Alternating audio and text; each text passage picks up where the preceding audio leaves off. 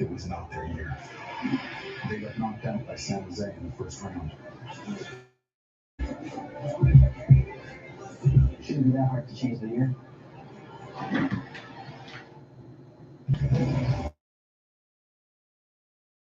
Ladies and gentlemen, I'm back. It's a Thursday, May 16th, 2024. After a month day and a couple of days with plans, I just spent some time with the missus and I've been able to do some calls with you. Let's get into it. This is a 2-2 series between the Vancouver Canucks and the Edmonton Oilers. Again, Nugent-Hopkins and I covered game one. I think this is going to be a solo call for me today, but I would welcome some help if we were able to get it. I don't think it's going to come in the form of Alec Nava, though, because he just covered on Hurricanes and New York Rangers. Chris Kreider gets a hat trick, and the Rangers move on to face the winner between the Bruins and because that would be one hell of an Eastern Conference Finals. So for the Edmonton Oilers, we're back at Rogers Place. That's home of Vancouver Canucks. But let's get into the Oilers lineup. Head coach by Kris Knoblauch, 49, 27, and 6. Connor McDavid, RNH, Zach Hyman, Mattias, Ekholm, and Evan Bouchard.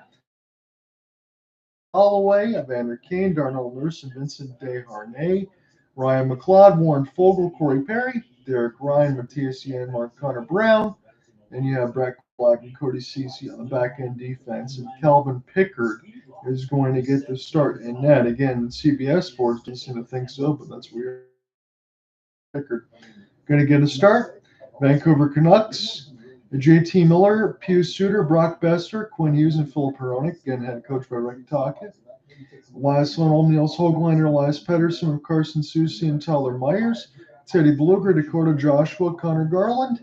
Niels Aman, Philip DiGiuseppe, and Vali Podkolzin with Nikita Zadorov and Ian Cole. Arthur Shelovs will still be the goaltender of record, so the lineups look a little bit different for both sides.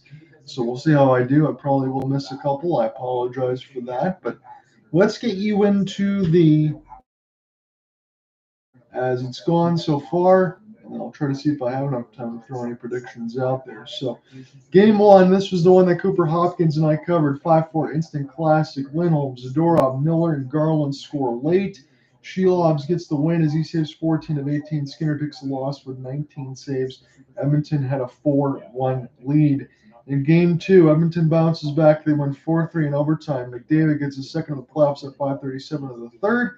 And Bouchard scores about the same marker in overtime with a shot through traffic as called by Alec Nava. One message back and forth. Pettersson gets on the score sheet for the first time in the playoffs.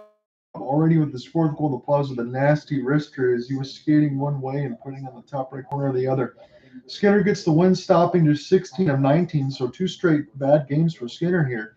Shelovs takes the loss, stopping 27 of 31. Vancouver makes it a 2-1 series lead.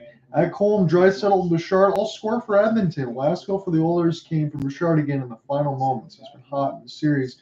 Of Knoblauch's dominant. Stops 42 of 45 with an excellent performance. Vancouver ends up with just 18 shots and shaky. And this time pulled for good. Takes the loss, stopping 11 of 15 shots. 3 rough games for Skinner. Pickard comes in for the first time in the series in game 3. Stops all 3 shots he faces in the third period. You have Boeser and Lindholm. In game 4, it was a 3-2 victory. Bouchard, this time Edmonton gets it. Bouchard again, the late goal. Game-winning goal this time. 39 seconds left after Dakota Joshua tied it. Leon Draisaitl power play goal. RNH also got one. Garland got his second of the playoffs.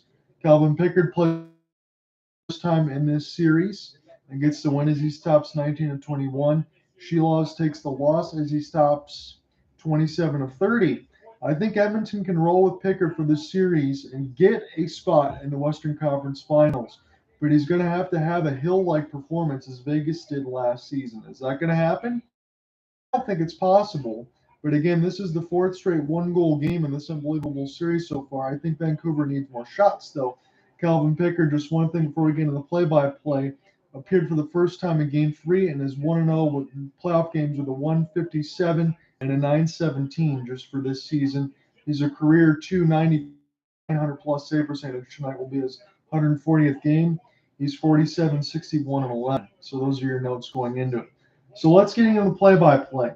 As this is backed out, picked up now for, here's a chance for JT Miller right out in front of Pickard, and this one goes just wide. And now here's a rush the other way for Edmonton. Able to find it is McDavid with a chance. This one goes all the way around the blue line. As I think we're going to get a penalty. This goal crease is extremely vacated. So Edmonton, just 45 seconds into this contest, is going to get a power play. As you get goaltender interference there on the Vancouver Canucks. You had Suter cutting into the net from a JT Miller pass and got a big old piece of Pickard there. So it's going to be an automatic penalty. So this is not what you want right now. If you were the Vancouver Canucks, again, Edmonton on the power play, we've talked about it several times. It's a big problem. This series is tied 2-2, and in this pivotal swing game, these have been all one-goal games, and enough power plays can be enough to be a difference of that again. So this is an opportunity now to be flipped down the ice as Leon Draisaitl can't win the draw. Calvin Pickard will go ahead and stop it. We are 1 minute in to Game 5 in a 2-2 series tie. All these have been one-goal games. We're at Rogers Arena in Vancouver, British Columbia. There's a sauce pass. McDavid. They'll be patient on the right side. There's a good pass across for Draisaitl. We're going to get a stick on it back to Evan Bouchard. And this will be flipped now for RNH. RNH now for McDavid. Near the right circle. Sauce for Bouchard. Here's a big slapper. This one bounces up in the air near the right side. And what check from the Canucks. This one doesn't get called. And the sliding will get the puck out of the zone there for Vancouver. So good work, Nikita Zadorov. He gets a windmill from McDavid. Here's a pass out in front. It's very loose. Draisaitl now near the right dot. It's Bouchard. Here is McDavid with a chance. This one goes off the outside. Here's a chance near the right side dot. Ian Cole trying to get this out. He uses his body. Get it to Zadorov. Zadorov can't clear it. Here's a chance now for Draisaitl near the right side dot. Draisaitl slowly back around the inboards now. McDavid. Here's a chance middle of slot. Draisaitl extra pass. Back to Draisaitl. One teeth. On it completely. Misses the net. This is Bouchard. Here's a chance now. McDavid looking for Hyman for a tip in front. This one goes wide. Edmonton all over this puck to begin with the power play. Draisaitl, right side dot. He's patient. Still waiting. Here's a wrister. Stopped by Shelovs.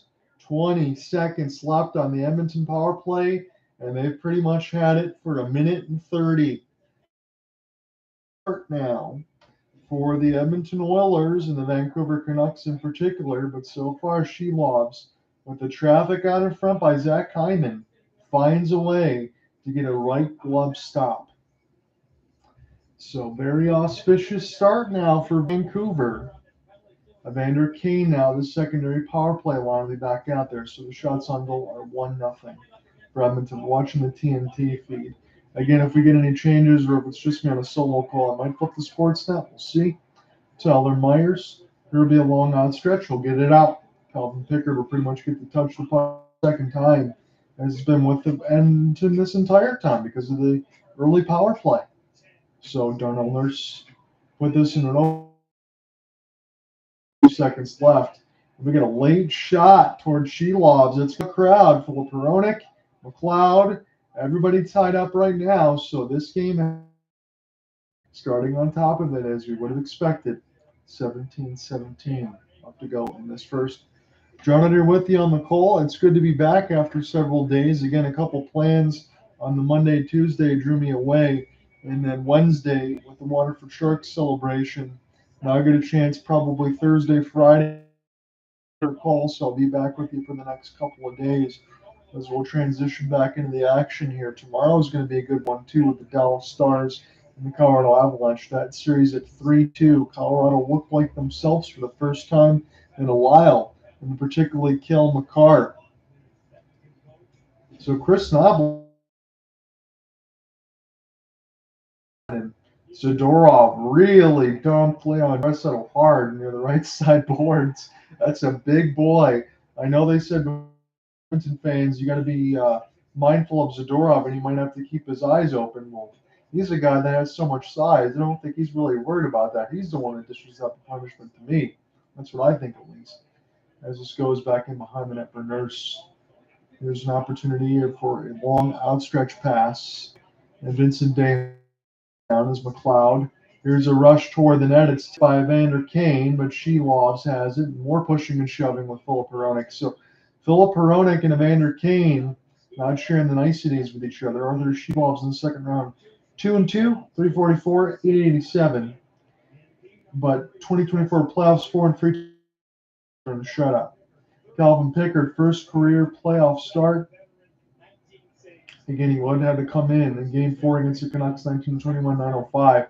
It's his second career playoff start right now after winning in Game 4. Again, I feel like that could be the answer for this series. It's enough for Edmonton to advance, but I don't know if Calvin Pickard and Stuart Skinner will be enough in the needing 8 more wins to win the Stanley Cup. That's just me. As this man boards, here's an opportunity up the pickup for Valtteri Podkolzin. And so I'll put it around the end board, trying to look for DiGiuseppe. This will bounce away from me and Cole. Nikita Zadorov. Man, has he been such a good pickup from the Calgary Flames for Vancouver. Now Podkolzin gets it to Ian Cole. He'll slow up, just hold that blue line.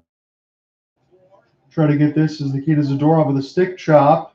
He is behind the Edmonton defense, able to just rush it away. Here's a slapper from the blue line. This one gets blocked.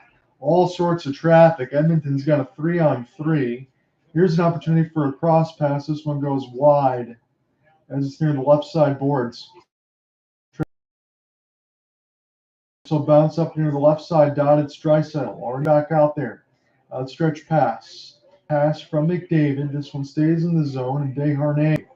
This gets put around for Evander Kane. Trying to get a stick on it near the right side. Hronek. He was skating back a little bit, but the stick chop just enough to get it away. Here's a good back pass. Holloway. Kane. Kane sends it toward the net. He'll get it back. His backhand goes over the cage as Draisaitl gets it to Hronek. Backing around the end boards now. Draisaitl. He'll set it up and tight.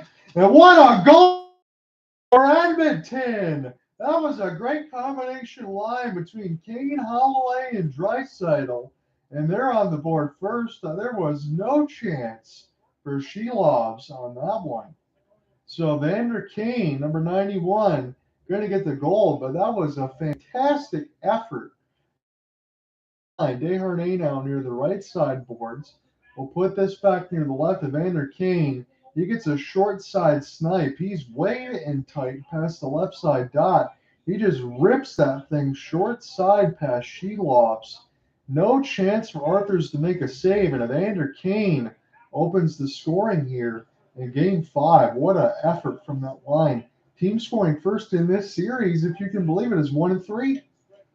Here is centering feed. And this one goes wide, but back to Conor now, as Edmonton looks like they got all sorts of gas in their tank. Good stick here for Pius Suter. Suter tried to get it the other way for Boeser. It's JT Miller trying to locate as well. And now RNH is trying to get this as Ekholm absorbs a big hit. This goes across the Orca. Picked up now for Conor. This sauce pass right to Vancouver. This goes right back across that center ice logo. Evan Bouchard will settle it down. 14:35 left to go in this first. Evander Kane opens the scoring. This is intercepted right across the neutral zone, but it's sent in deep, and we get another whistle. This one I'm not really sure what it's for, because they're showing Hronek and Warren Fogle. This is a chance off of a cutting pass as Evander Kane from behind the net works his way near just the edge of the right lobs, and it looks like Evander Kane might have been just unchecked as they cut this play. He was unchecked near the right dot. He was just allowed to roam, and then he cuts in deep and finishes a short side pass Sheloves. So leads NHL with 21 points, assists today in the playoffs. Draisaitl again continuing to do damage. There's Quinn. We'll shoot it toward the net. This one goes up and out of play. 14-11 up to go in the first. The one thing of note that I wanted to mention in these notes, and I mentioned a little bit in this pregame, but the shots on goal for the Vancouver Canucks just continues to be minuscule. I mean, they're averaging about 16 to 18 shots on goal per game. Edmonton's heavily out-treating them there, and I think at some point the dam is going to burst. I know it's 2-2 in the series. Edmonton's got the lead right now, 1-0 early from Kane, and it's enough. But you got to get more activity. I think that's going to be a problem going forward if Edmonton can't get that done. Here's an eye off the draw, and Neil Zaman can't get it. As this one is sent back down the end boards. This will be iced against Edmonton. Talked about some of these changes, and I'll bring them back up in the lineup here. So we got Neil Zaman, Teddy Bluger, who's going to get some more time. No Ilya Mikheyev, like Vasily Podkolzin, also a draw in the lineup. And then you have Calvin Pickard. And from our first game one coverage now into the winning game 4. So some lineup changes. Vincent Desharnais in the second line with Darnell Nurse. Here's Quinn Hughes, as this will be sent back in across the left side red line. Elias Pettersson will have it now. Pick this up off the backhand. Pettersson works his way, puts it off the outside of the cage. We'll get it back. We'll shovel it ahead of the pass. And this one gets blocked. Filip Hronek trying to stick chop. Got to be careful that Quinn Hughes can make sure he can get back. He makes a good out. Here's opportunity for Niels Höglander, please. Hauled nicely there. Zach Hyman trying to get a piece of it in Dylan Holloway. Reverse hit, no penalty called. As this is now some body contact near the right side red line. It's flipped in. Shelovs will slow it down. Hits are 6-2. Draisaitl now near the right dot. Second line's back out there. Number 29's got it. We'll send it toward the net. What a tip from Dylan Holloway. That one's saved by Shelovs. And now pushed into the right side, Conor Garland. He gets rubbed out near the right side boards. As this goes back and behind the cage.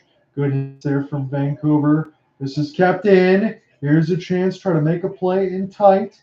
Back to Nikita Zadorov. Slows it up. Shoots. This one goes. 12:52 left to go in the first. 3 shots on goal to 1. We will take our first break. Vander Kane from Leon Draisaitl. Edmonton draws first blood.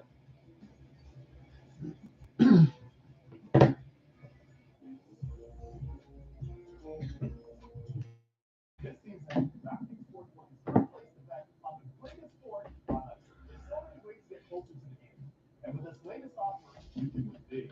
Now that is deserving of some victory stick dash. New customers get $5 and get $150 instantly. Bonus bets just in time for Stanley Cup playoffs. Download the DraftKings Sportsbook app and promo code and make your first $5 wager to score your bonus bets instantly. The crown is yours.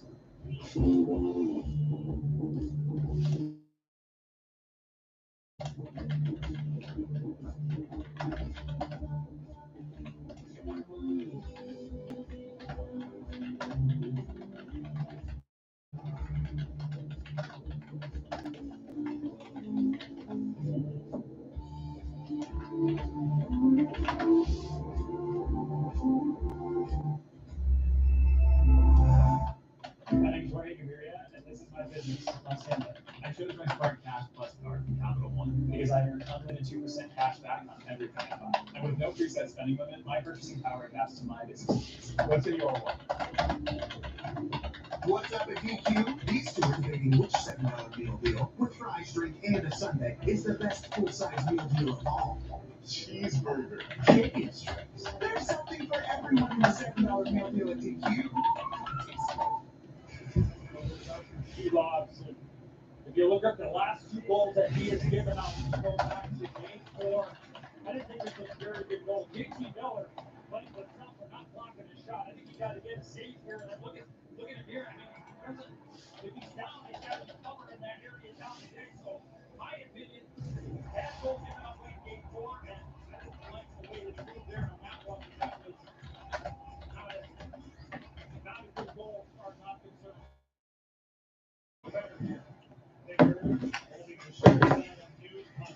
So I marked this in the play-by-play and put in the notes. Eddie Olczyk alongside John Forsell, and that's usually the Seattle crew. That's on the TNT side, so they got the best of the best on Saturday. Eddie Olczyk says that's a bad goal.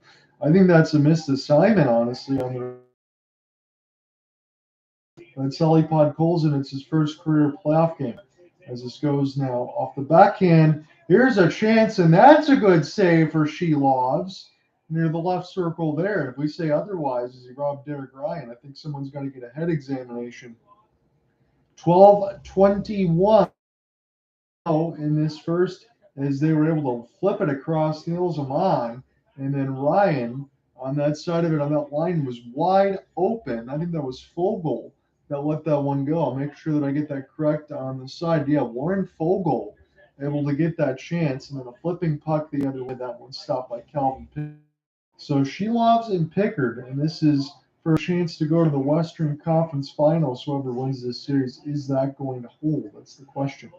Miller able to glove this one down. I'll send this back around. Brock Boeser try to go ahead and get on this puck again. He was excellent a few games ago, getting a couple of goals. It was him and Elias Lindholm with the pair. McDavid sets it up into the right side for RNH. This one gets saved and goes up and out of play. So Connor McDavid, again, when Cooper Hopkins and I covered game 1, did not have a shot on goal in the 700th game.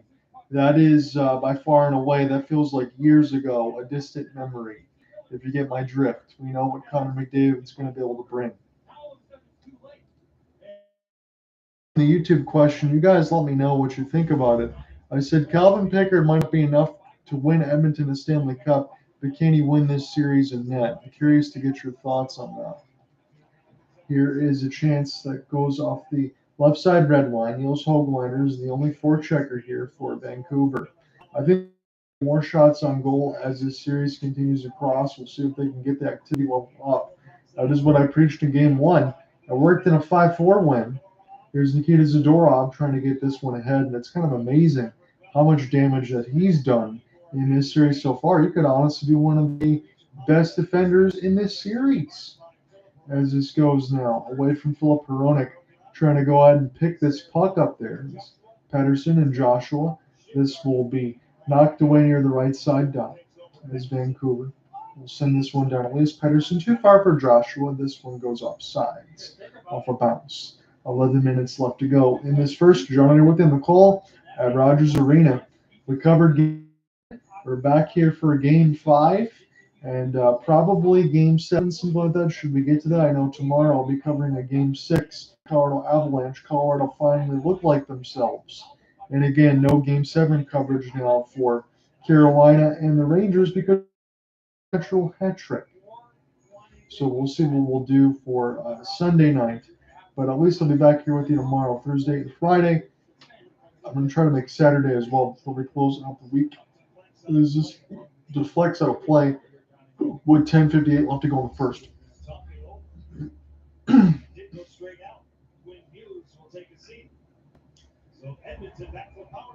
So Edmonton's going to go back to the power play as we check back in shortly. They had a quick confab to see if this puck got deflected out of play by somebody. I'm taking a look at Quinn Hughes now. No, it doesn't hit the stick of Fogle. This one just goes over. So Quinn Hughes goes in the box. So you have a goaltender interference penalty, and you have a delay of game penalty. It's self-inflicted wounds for Vancouver Canucks as this one gets sent back down. So Edmonton already, and we'll get a chance to see if they can do it again. I was going to say if they scored on the power play, but Evander Kane just outside it. Here's Blueger off the drop. Lindholm, his wrister. This one will get knocked away. And now pick up for Carson Soucy, former member of the Seattle Kraken. That's going to make John Forsland happy.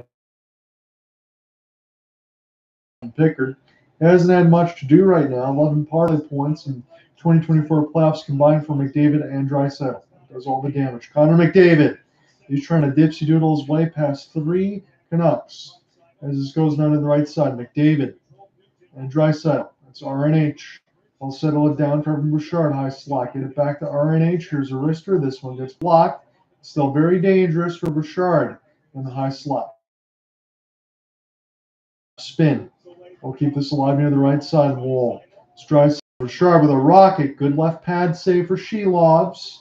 Trying to get this one out now. And they will just brush it out. I think it is Niels Amon. We'll get this one back down across the left side blue line. Take his change. So Edmonton might go 0 for 2 on the power play, but they've already scored one with Evander Kane here, and they've had the danger because Vancouver has given it to them for the most part. That's what I'm seeing so far.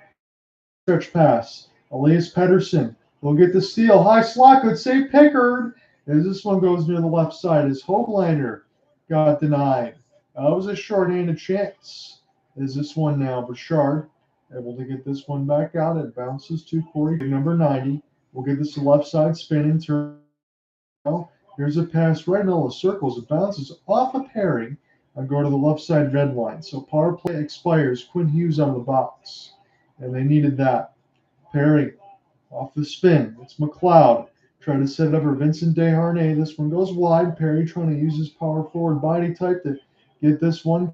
Hughes. Make T. Miller. He gets hooked a little bit. They'll spin around now. Darnell Nurse would let him free. Hughes Suter. He gets denied. As Desharnais will try to get it out. Picked up now for JT. This is spun in behind the net. Brock Boeser. Back to Nikita Zadorov. This is outside the blue line. Just couldn't hold it in was Filip Hronek. We'll take a break. Shots on goal 4-4. 8:19 left in the first.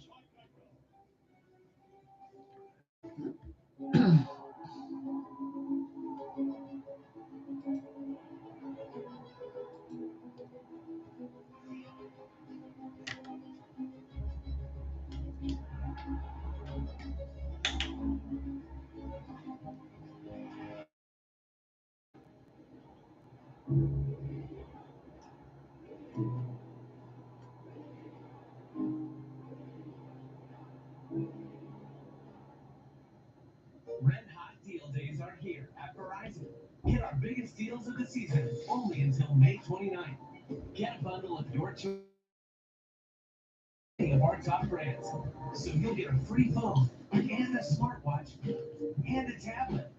Yep, all three on us. Plus, check out more great deals. It's Red Hot Deal Days at Verizon. Hurry in. It's only until May 29th. Throughout their 10-year relationship, Sam and Erica watched every afternoon playoff from every except one. The one they won. One time we're apart. So yeah, they broke up. It was mutual.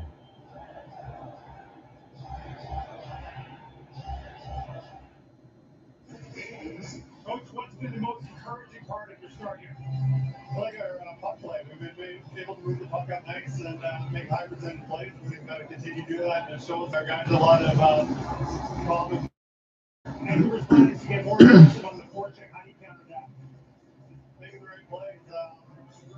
Starting with our D, moving the puck up quickly. They got to hustle back to those pucks, but just here's the big play for sneaky goals. That's all about reaching reacting. You got the right pressure and not opportunity to go tape. Well, It'll be a neutral zone draw. This one won by Edmonton. 8:10 left to go in the first round. And within the call from Rogers Arena. It's been a while since we got back into the saddle here, so able to give you a couple calls in the next couple days at least. Quinn Hughes will make the outstretch. This will be a delayed icing. Yes, it is. And Vancouver can change right at the 8-minute mark. Again, a 2-2 this game 5, and all 4 games so far have been decided by 1 goal. Cooper Hopkins and I covered game 1. That was an instant classic. I'm secretly hoping that he bounces back in toward late, if he knows that I'm streaming or not, but I know he's a very busy man. Still, nonetheless, it's happy to be back here on the call with you guys as this one goes back down the ice from a face-off win for Edmonton, but we'll have to start again left to right. Again, in the road whites with the blue top and striping, and you have the dark blue for Vancouver with the maybe let's say aquamarine, little greenish hue. Is this one sent back down to Calvin Pickard?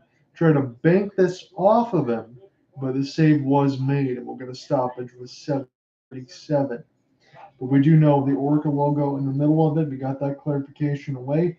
as we get some old school Canucks logos with the yellow skate across. I mean, I don't know how I feel about those. I kind of like the ones that they have now with the hockey stick on the top of the side and the work in the middle. I think those are pretty cool jerseys there for Vancouver. That's just where I lean. Rick Tocchet, again, he spent his time with the TNT part of the postgame. He's been around the game for a long time, nominated for the Jack Adams. And when he took over, I mean, this team had some talent, but they had to be able to get it all together. And then it's just been a kind of a fence there. I think it's worked out pretty good. And imagine from first in the Pacific here for Rick Tocchet that this is what you expected for them to be better, but maybe not this good this quickly, even with all the talent that they had. So I'm taking a look now to see if Ekholm cleared this out. He banked it off the boards, and then when it bounces first, I don't think that's a clear delay of game, right? So yeah, we get an offensive zone drawn nonetheless for Vancouver. As this is now on the left side inboard, Zach Hyman able to get this one back out. And this is right to the defensive core of Vancouver. Vander Kane, he's got the Hronek. This one's stolen inadvertently. Zach Hyman trying to find RNH. And now JT Miller will try to get out for Brock Boeser. Carson Soucy slows it down. Here's Boeser. Drop now for Garland. Here's Miller. I'll wrap it around the inboards. Still with it now. Here's a back to Carson Soucy. Here is Boeser. Try to find Miller. And now here is a potential 2-on-1 Hyman. This bounces in front of Shelovs. And I think it was good work there for Soucy just to get enough of it so Shelovs could make that save. There's 6:44 left to go in the first.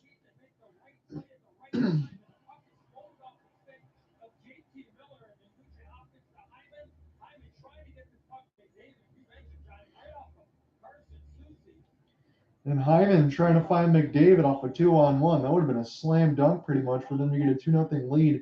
Carson Soucy was there to just bounce it off his left leg, and that helped Arthur Shelov stop this thing. It's now Vincent Desharnais in his own end. Again, I would think of him more as a bottom six defense, but he's on a top four side of it right now. We'll see how that works out going forward. Here's another diving shot block for Vancouver. It's still loose off the side of the net, though. Dylan Holloway. He's pinned. And we get a this might go against the Canucks. 6:20 left to go in the first, and Rick Tocchet all he can do is stand beside himself. He looks calm, cool, calculated now, but I gotta imagine he's a little bit angry inside as it's another penalty, and you're getting a hold call against Ian Cole. So the first three penalties of the game, this time Ian Cole for holding at 13:40, are all against the Canucks. And I think they would be lucky at the end of this first to only be down by a goal. That's just the way I see it right now. You can say on the other side, devil's advocate, and say, well, Edmonton's due for the next call against them. I'm not necessarily certain of that because Pew Suter, goaltender interference, and Cole the hold against Dylan Holloway, those are all clear, and those are silly infractions. As this one goes back down to Calvin Pickard. So for Calvin Pickard, I guess the one thing you can say for Edmonton is they played much better behind him than they have Stuart Skinner. And maybe they know that they have to, so it's just a different style of game, question mark. There. Now we get another hand in the air. This one is going to go against Edmonton. So 4 on for a minute 33. I'm looking at Zach Hyman as the guilty party here. And now Kris Knoblauch's squad will take their first penalty, a hold, this time against Hyman. So interesting. You think you get the opportunity now in Hyman, just holding the stick of Nikita Zadorov. And Zadorov, I'll say he drew that one because he's drawing the ire of the Edmonton Oilers. Just a very silly penalty on all four of these right now. 5:53 left to go in the first. It's a 4-on-4 for a minute 33. Question is, who is his favorite? Hyman goes in the box. So that's one less weapon, but you still got McDavid and Draisaitl. Draisaitl takes the bevy of the draws. He can't win it. And now an offensive zone draw. Here's a wrap. Quinn Hughes puts it all the way around the inboards. Shot to the traffic. It's saved by the glove of Pickard. It was loose. JT Miller as we got an overhead goalie cam. Miller sends it across near the right dot. Here's a wrister. This goes off the post near the up portion of the left post. And then Tyler Myers gets wiped out late with 1:14 left to go in the 4-on-4. I think we might just get a stoppage here. Quinn Hughes, he tries to wrist this thing. He hits top right crossbar as we go to break. My goodness.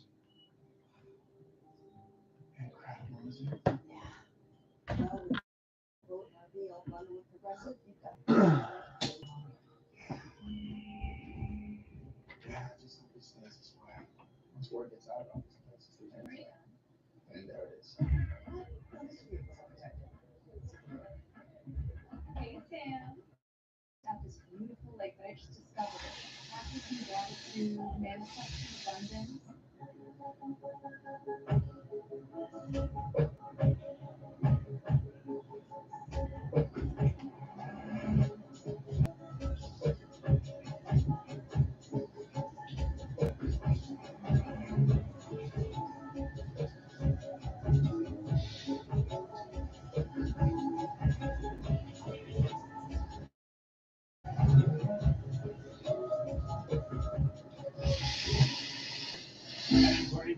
And this is my business, Hacienda. I chose my Smart Cash Plus card from Capital One because I earn unlimited 2% cash back on everything I buy. And with no preset spending limit, my purchasing power adapts to my business needs. What's in your wallet?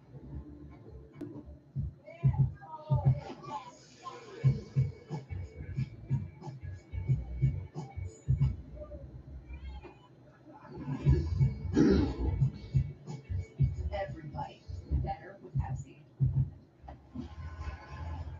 All right. Cup playoffs continues tomorrow with a Game 6 doubleheader on TNT and Max. Featuring the Panthers and the Bruins. And then the Saturday on ESPN watch Game 6 on the Oilers. Let's try to go to ESPN. What an epic comeback by the New York Rangers. Game number 1 tonight. Stanley Cup doubleheader here on TNT. The conference finals in the East. So Elias Lindholm, or Miller, gets a chance to take this one against McDavid. As this goes back now for Hughes. Here's a wrister. This one gets blocked by Pickard and now sent back from McDavid as Evan Bouchard will go ahead and skate and across the left side red line. Pick up now for Draisaitl. Finds the intro 4-on-4. Here's a slapper. This one stopped by Sheelovs as this is loose near the right side dot. Draisaitl. McDavid trying to get around Tyler Myers. This is a good pass. Back in behind the cage for Vancouver as they'll try to transition. Here is an opportunity now for Boeser as this one will go left or right here for Edmonton. Wide open near the right side wing. It's a 3-on-2 trying to find Bouchard. This one's stick. McDavid battling for it right now. It takes 3 players to dispossess him of the puck. Again, we mentioned that most of the time when he touches it. As Elias Pettersson. It's got 15 seconds left in the 4-on-4. Here's a drop near the left side blue line. Draisaitl. Hronek. This one gets thrown to the net. Lindholm was there, and Pickard made the save. 9 seconds left to go on this 4-on-4. 4:29 left to go in the first.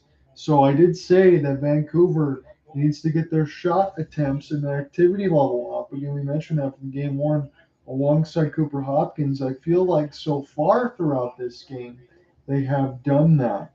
Although some of the penalties, they're going to have to cut that out. Elias Pettersson, 10 games, 1 goal, 3 assists, 4 points.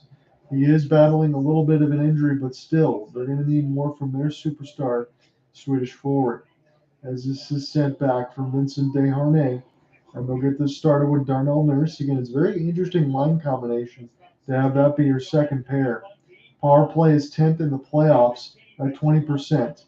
As this one's knocked away from Boeser. And now Lindholm will get the steal. It's Quinn Hughes. Able to find the entry now. JT Miller. What a sauce pass. Get this near the right side. Loose! It did not cross the line! This one goes all the way back near the left side red line. And it's still 1-0. It was dangerously across the goal mouth, but it didn't go all the way. Vincent Desharnais. Now, as Edmonton escapes the danger, McLeod will get this. Here's a wrister canceled off by Sheloffs. This is with Edmonton. Nurse tries to get this back to McLeod. What a chance there for Vancouver. They would have gotten with an even. Hronek now to the right side. Chance off the rush. Pickard says no. As this one goes near the picked up now again. Hronek tried to send it around. And Edmonton escapes the pressure. It's Nikita Zadorov. We'll slow it down. It bounces inadvertently off Podkolzin. And Shelovs will just brush it. Upside red line. This is picked up now for Edmonton. Mashed. It loses his helmet. Players need to pick defensive end. Now it's a rush the other way. Late arriving 3-on-2. What can we get from this? This is sent back D to D. Here's a wrister. This one goes high. Bounces up between the circles. It's loose. Number Susie! He scores! Carson Susie! It looked like it was only a matter of time, and boy, oh boy, Vancouver probably should have scored before that. When it almost crossed the line, Carson Susie, his first of the postseason, and the former member of the Seattle Kraken, ties this one up. It bounces off a host of Edmonton Oilers. Carson Susie, what a pass from Podkolzin. He's the one that's going to get the primary. So in his first playoff game, it bounces up into the air. Podkolzin gets it back to Susie near the left circle. What an odd goal. But Podkolzin on that fourth line from DiGiuseppe Bluger ties it at uno. So a goal, 3 assists. He was suspended for game 4. Carson an immediate impact here in game 5. Isn't that kind of the way it works? When you think about baseball, the guys that make the spectacular defensive player are the ones that always lead off. The guy that gets suspended for game 4 scores first in game 5 for his team. Man, oh man. Go to Joshua now. He tried the end boards. Joshua, the Dearborn, Michigan native, it's loose. Opportunity now. Susie just barrel rolls his man. As Ekholm, here's a pass across and a goal on the other end for Mattias Janmark. It was that quick snap. Conor Garland can say all he wants, but Mattias Ekholm and Janmark to Mattias combined that. Susie almost made it 2-1. He couldn't get to the puck. Ekholm off the rush. Janmark the other way. Mattias, double trouble. Gets this one. Excuse me. Pass. I thought that was Janmark. That was Ekholm. The first pass. Brown from Ekholm, Brown, and Janmark. That's your goal mark. 2-1. 2 goals. 3 seconds apart. 2-1 lead now for Edmonton. Here's a chance. Again, they're just announcing the Vancouver goal, which is people happy, and then they'll boo on the Edmonton goal. 23 seconds apart. All offense. We've seen that throughout this series. Here's Suter. So wristed just short of the left side post, and RNH try to get it the other way. Shots on goal 11-9 Vancouver, but 2 goals 23 seconds apart. This time Janmark gives Edmonton the lead. The former Dallas Star is just set now for McDavid. Hyman. McDavid trying to be the first to get to it, but RNH is close. They're closing in. This is an easy steal. Tyler Myers, I don't think got that out quick enough. Hyman's got it now. They get around, turn and shot. This one loved by Shelovs. 109 off to go in this first. Tyler Myers, next time he gets this puck and you see Edmonton circling around like vultures, got to do a better job of getting that puck out a little bit quicker. That could have been 3-1. Canuck Fever says, let's see the game. TV, yeah, if I do that Canuck on this side, then I won't be able to do streams anymore because of YouTube rules. So my apologies, I can't do that. I know there's not a lot of people on the stream, but I wouldn't be able to do these anymore. If it wasn't for that on YouTube, I definitely would. as this is now into the left side boards. Here's deflection, Hronek. We'll send this down near the right side dot. Here's Hronek. It is Draisaitl. And Dylan Holloway try to play crisscross. Holloway gets this one back, so does Draisaitl. This is pinned against the boards now, Vander Kane. Now Holloway as Lindholm will rush him near the left side red line. Vander Kane, couple stick chops. Edmonton still trying to locate. Pettersson falls down, tries to make the play, and a whistle with 33 seconds left is a trip. I think this one is going to go against Darnell Nurse, or maybe something on the outside. We'll take a look on the ESPN box score just to see if we get any calls. Niels Höglander, Lindholm, just look. No tripping calls. That was just ice cream sandwich there for Vander Kane, courtesy of Lindholm and Niels Höglander. So we'll get a neutral zone draw with 33 seconds left to go in the first round. And with you on the call, it's a 2-1 lead for Edmonton. Vander Kane and Mattias are the goals for Edmonton. Carson Soucy unassisted. I'm surprised that Podkolzin doesn't get an assist for that because I thought he made a back pass, but maybe his stick never touched. As it got Soucy near just inside the left circle. Down to 15 seconds left to go in the first. As this one's flipped by Boeser. It's Hughes, bounced off his stick. Be careful here off the rush. More chance for McLeod. He tried to center it through the blue paint. Down to 5 seconds. Janmark takes a seat. That's going to end the first. Late call. The ref is looking over. Yeah, a big punch in the face. Janmark is the one that takes it. And if that's going to be a penalty against Vancouver, against Tyler Myers, what a buffoonery of a penalty if they're going to get that. He did get a late punch on Mattias Janmark. He just sucker punched him near the right side of his cheek. And Janmark is saying, hey, what the F? There should be a call on this side. So Janmark gets reverse hit by Myers. Myers gets a cross check, holds the stick, and then as Janmark gets up, he turns on and has some words for Myers, and Myers says, take this fist. What a stupid penalty that is for Vancouver. And again, 4 penalties that they've taken in this game are all boneheaded variety, as it's a 2-1 lead going at the end of one. Boy, oh boy. So we'll go ahead and take a break at the intermission. Oilers up 2-1. We'll see if anything else changes. But how many times are you going to throw a hand grenade on yourself and pull the pin? Because sometimes it's going to blow up in your face. Come right back. We'll call second period.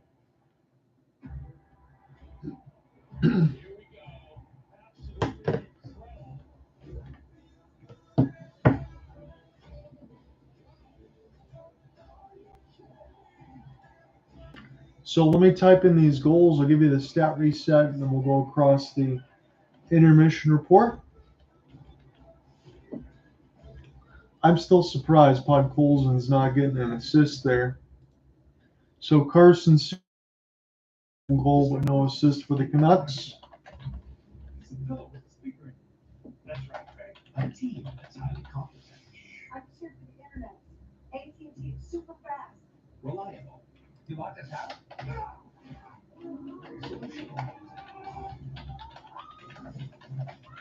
Most importantly, Is the internet out? Don't worry. An AT&T internet backup. next level network. Next level pillow. Discover customer service. This is Maya. Oh, hi, Maya. You robots are sounding more human every day. And it's like I'm talking to a human.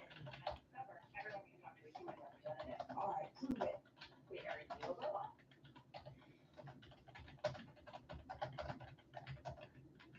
Wow. How do I prove that I'm not? 24/7 US-based customer service. Do you feel like a robot? It pays to discover. The Infinity QX60 was clearly designed to make an impression, and my first wow, it totally fits my vibe. The interior, it's luxurious. It really is. The back seat has a ton of room. Hello. I didn't realize this would have a phone forward seating. Consider me wow. Discover what you love about the 2024 3-row Geico can help when you're locked out with their easy app and 24/7 help. Dad, you don't have to make this so tough. Geico can help us get into our locker. See? Yeah. Where's the money? Maybe it's accounting for the good old days. 24/7 now. I'll say, guys. Oh. Let's go again. Whatever you need from coverage to service, get more with Geico. With Car Gurus, you can start your financing from home. So shots on goal. Let's take care of this. I got the notes typed in. We'll give you that reset moment. Shots on goal. Tied at 11. Hits 17-7 for the Canucks.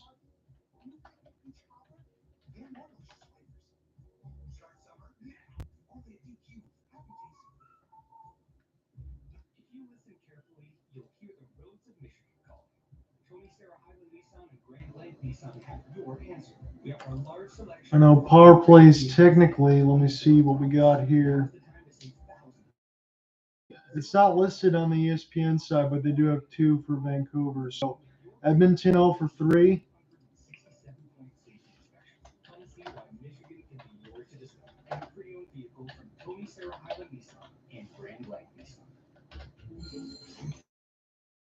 Coming, I'll put that in the notes.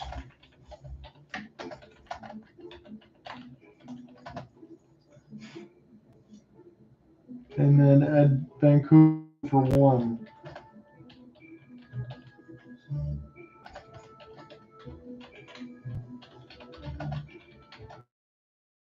Offsetting from 4-on-4, so they haven't had a lot of power play time. So technically Edmonton 0 for 3, Vancouver 0 for 1, but offsetting 4-on-4 time. So let's get you the notes. Team that draws first blood in this series so far is 1-3. Edmonton drew first blood. Evander Kane at 4:34. Now Eddie Olchuk said this was a bad goal, but it was Leon Draisaitl with his 13th primary assist, Vincent Darnay as well, with a pass and tight from Draisaitl. No chance for Shilovs on the short side. He said it's a bad goal. Shilovs should have stopped it. I don't think you leave Evander Kane that wide open near the circle unchecked. He was just able to do a ring around Rosie, essentially, from what they showed on the replay side. And then puck bounces in the air at 17:27. I thought that Sully Podkolzin would get stick on it, but it falls to Carson Soucy. He snipes it back to the traffic. It's just a bad line change and not holding the lead side of the ice. You're going to see Giuseppe here doing great. It's a 1-1 tie. And then 23 seconds later, Edmonton get a rush. Cool out from left to right from Connor Brown, Mattias Janmark, past the helpless Shilovs. So from what we noted at the end of 1, I think Tyler Myers, Myers' day that he got a late punch on Mattias Janmark. I think that Vancouver is going to take their 4th penalty, and Edmonton will. These are the penalties. I want to mark this in the notes too. And one touch that puck, and it's just a great execution there, but horrible change and obviously tough going for. Changing, you have to change to set up your line. But the guy coming onto the ice, and he absolutely swooped the guy. When you're changing the other team coming down the other end, it's all Vancouver penalties. That's a nothing play. They're all at the end of the shift. And Cole been out there for Self-inflicted. 3 seconds. So it's one of those things. So you got Suter, goaltender, interference. Quinn Hughes. Puck over glass.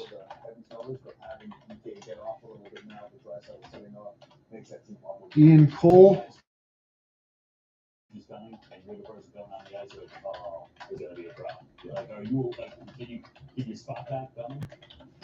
Hold on Holloway. And then I think we're going to get, I'm going to put this in there now because if that's what they called with John Forslund and Eddie Olchuk. It was a clear as day punch from Myers on Janmark. Possible punch call. Janmark against Janmark at the end of the period.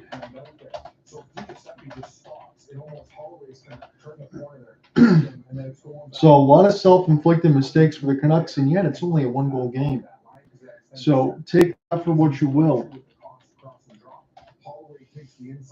I just don't think you can continue to survive that much. Arthur Shilov's 9 of 11. Calvin Pickard 10 of 11. That's your reset from the first period, John. With you on the solo call. I don't think anyone's going to join me because I had the off day Monday, and then business. I had to spend time with the missus on Tuesday, and then wanted for Shirk celebration Wednesday, and catch up with the championship in the MIHL. So we'll get a team picture and all that. It's pretty cool. So I think it'll be a solo call for me today, and then probably one tomorrow as well. In between the Avalanche going back to Ball Arena against the Dallas Stars, that series at 3-2. Here is the system I was talking about. According to Joshua, a little nudge, that's a turbo power. What a pass from Conor Brown. Wow. This is called UPS. Fucking Brown, do for you. What a delivery. Can we get one? Yeah.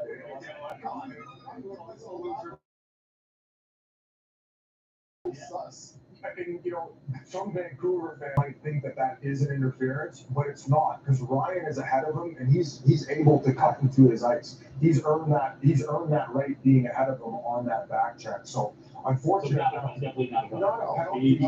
Yes. And another play too, you see that one-touch play by Garland. It's just out of the reach of Soucy, and instead of just poking it forward and keeping everything ahead of him, he tries to almost scoop it to keep control so they keep buzzing in the ozone.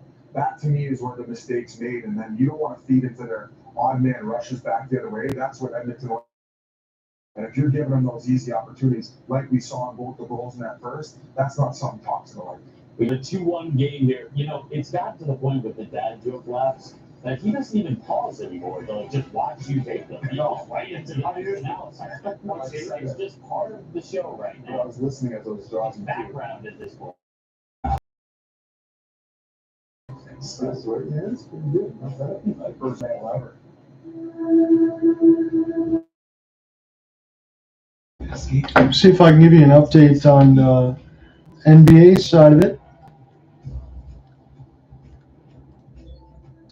Take a look at Rangers and the Hurricanes first, though. Kris Kreider, natural hat trick, 4 goals in the third. Kreider from his advantage. Power play from Panarin and Tocchet tip. Kreider wrister from Lindgren and Roslovic. Made it 4-3, and Barclay Goodrow netted his third from Keandre Miller. It was a 3-0 series lead for the Rangers. Hurricanes got almost a breath to go into Game 7, but Kris Kreider said otherwise. Said Jarvis Sebastian-Aho. They score goals. Vincent Trocheck does as well. Freddie Anderson, 19 of 23, not his best night. Shesterkin, strong game again, 33 of 36. Hurricanes really outworked the Rangers in this series, but I know we had, when I covered the Trocheck double OT game winner, I had one of the Canes fans say reverse sweep incoming, and they're pretty confident. When he covered some of the stuff with Nate Cross, I know that's a secondary team alongside the Pittsburgh Penguins, because living in Carolina, I do think Carolina is going to get a couple games. There's no way it's going to end with a sweep. They did. They were pretty close to getting into Game 7 as well. Taco Tuesday's the best. So Minnesota, glad we did not cover this game, wins by 45. 45 against the Nuggets. It's really hard to cover NBA because some of these are just not up to par. Here's the story of the game right now. Not even just the 45-point win. The Timberwolves outscore Denver 29-9 in the fourth. 29-9.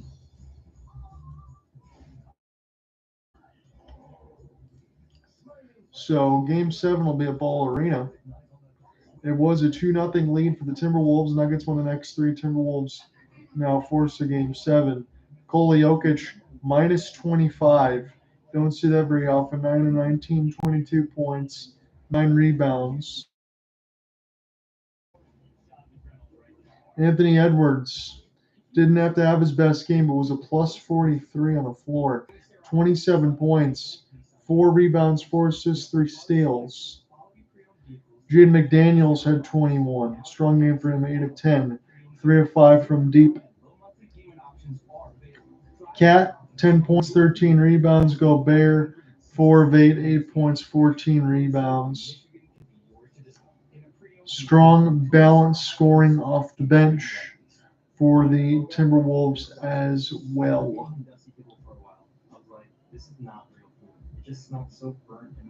Largest lead. I can't believe I'm about to tell you this, guys. So I'm glad I clicked on this box score because it was again, gigantic win for the Minnesota Timberwolves. The largest lead of the game was 50. They were up by 50 points against the Denver Nuggets. 50. Crazy. I don't even know what to say to that. Both teams had 86 shots. The Nuggets were held to 30% shooting on 26 of 86. The Wolves, 40 of 86. What a beating. That is unreal.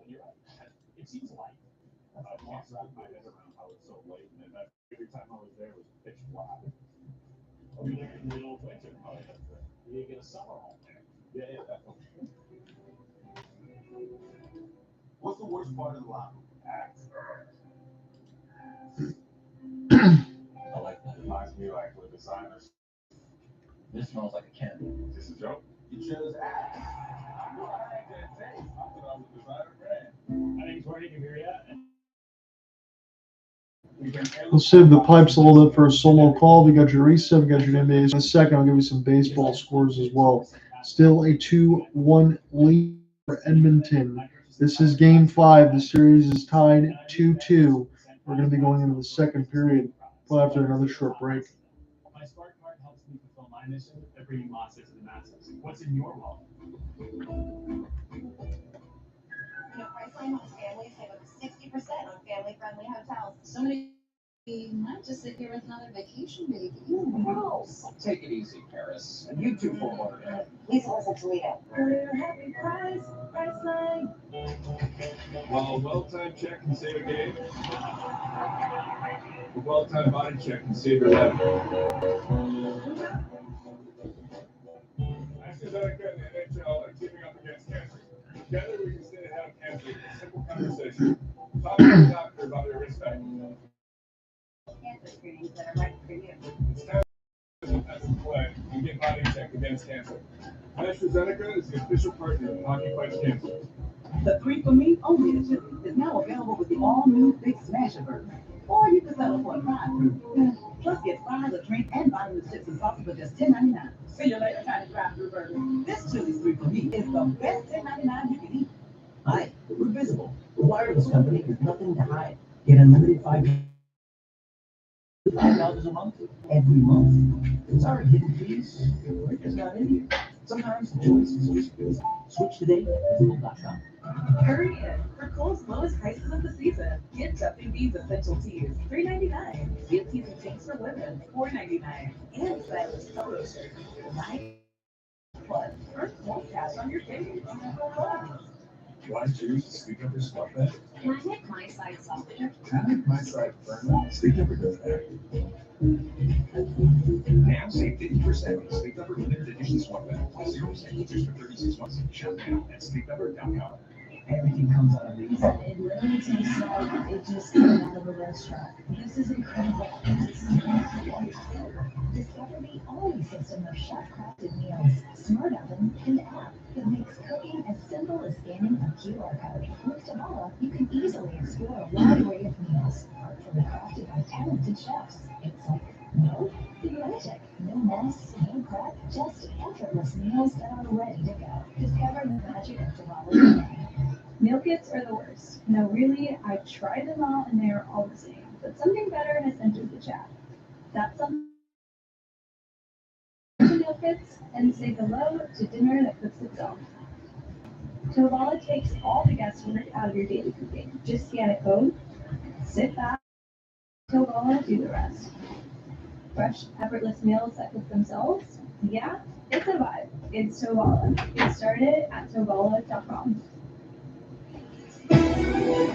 NHL TNT brought to you by the crown is yours. Edmonton. Foundation lead 5 7 the second period. John Portland and check back to you. You talked about Vancouver's defense activating and know who is on the ice, and I know on that second goal by Yanmark, I mean, I like you, Carson Street, and you have to understand the situation is the most important. If you're the defenseman Vancouver Canucks, you're not going to be as aggressive when they take it and Draisaitl on the ice. But I don't think you can sit back on your heels if you're Vancouver Canucks. If the opportunity presents itself, you got to trust the system, you got to trust your decision making, and if you got to think about pitching in or jumping into a play, it's too late, Ryan. If you think it's right, you got to do it. If you hesitate at all, you live to fight another. Guys out on the ice, and you can be aggressive.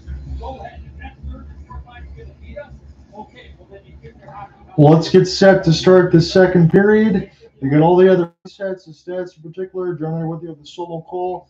It's a 2-1 lead for Edmonton as we get set for this middle 4-on-4. So very lucky, and they'll show this on the ESPN box score.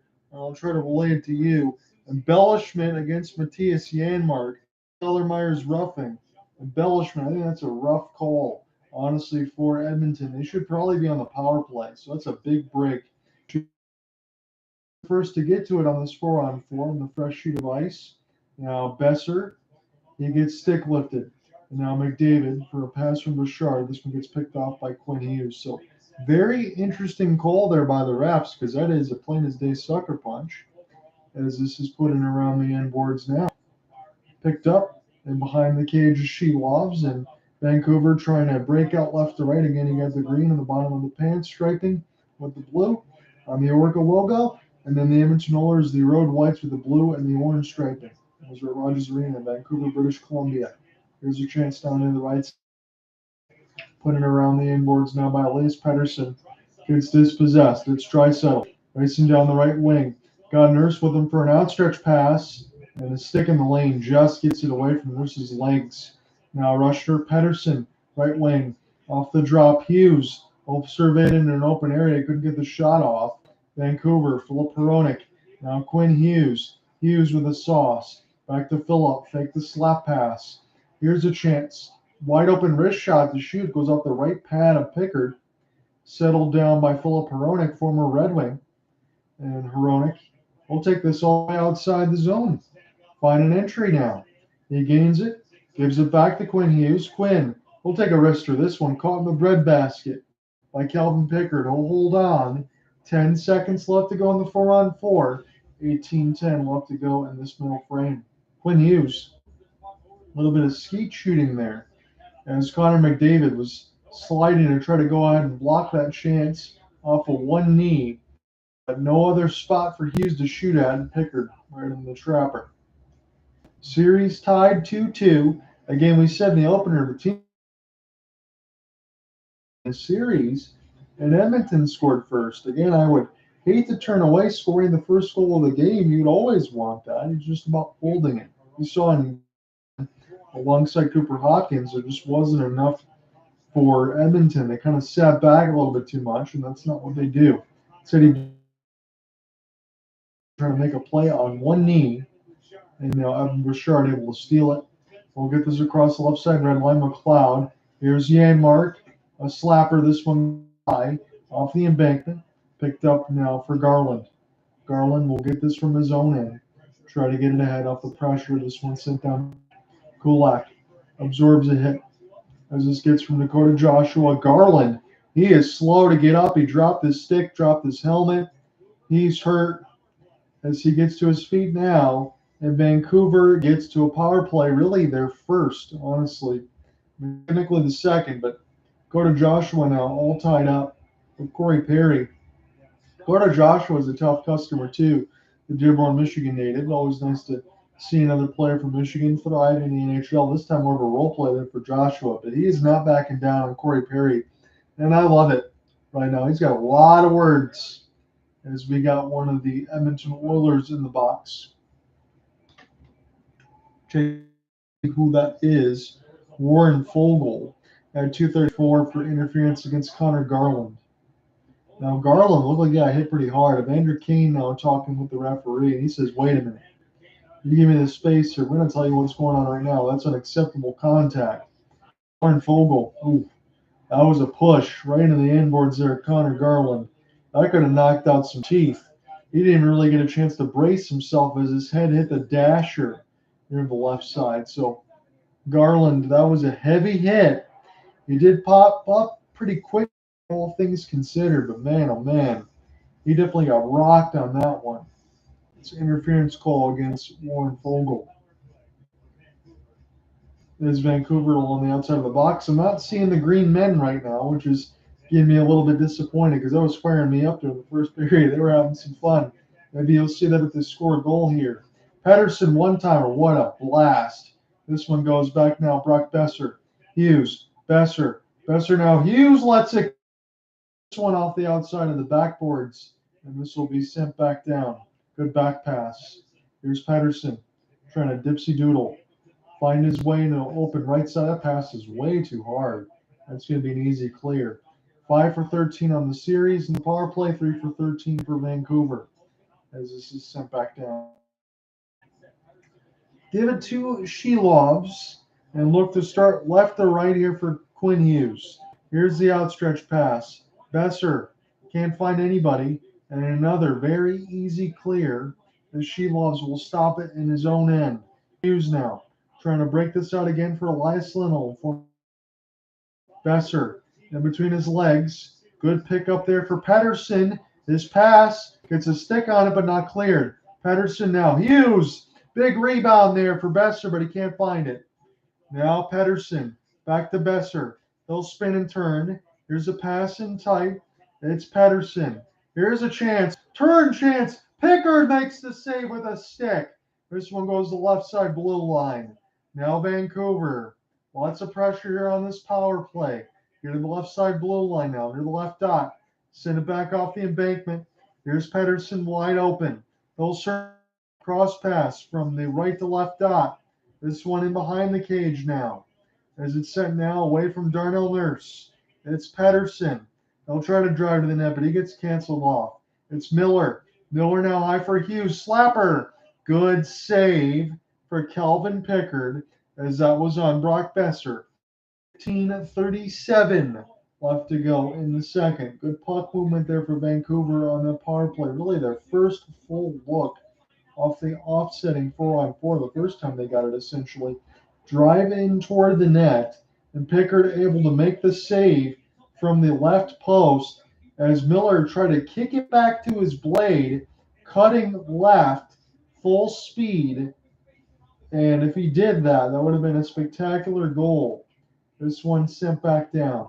So Vancouver's power play goes for naught, but they were dangerous for a moment. 15:25 left to go in the second.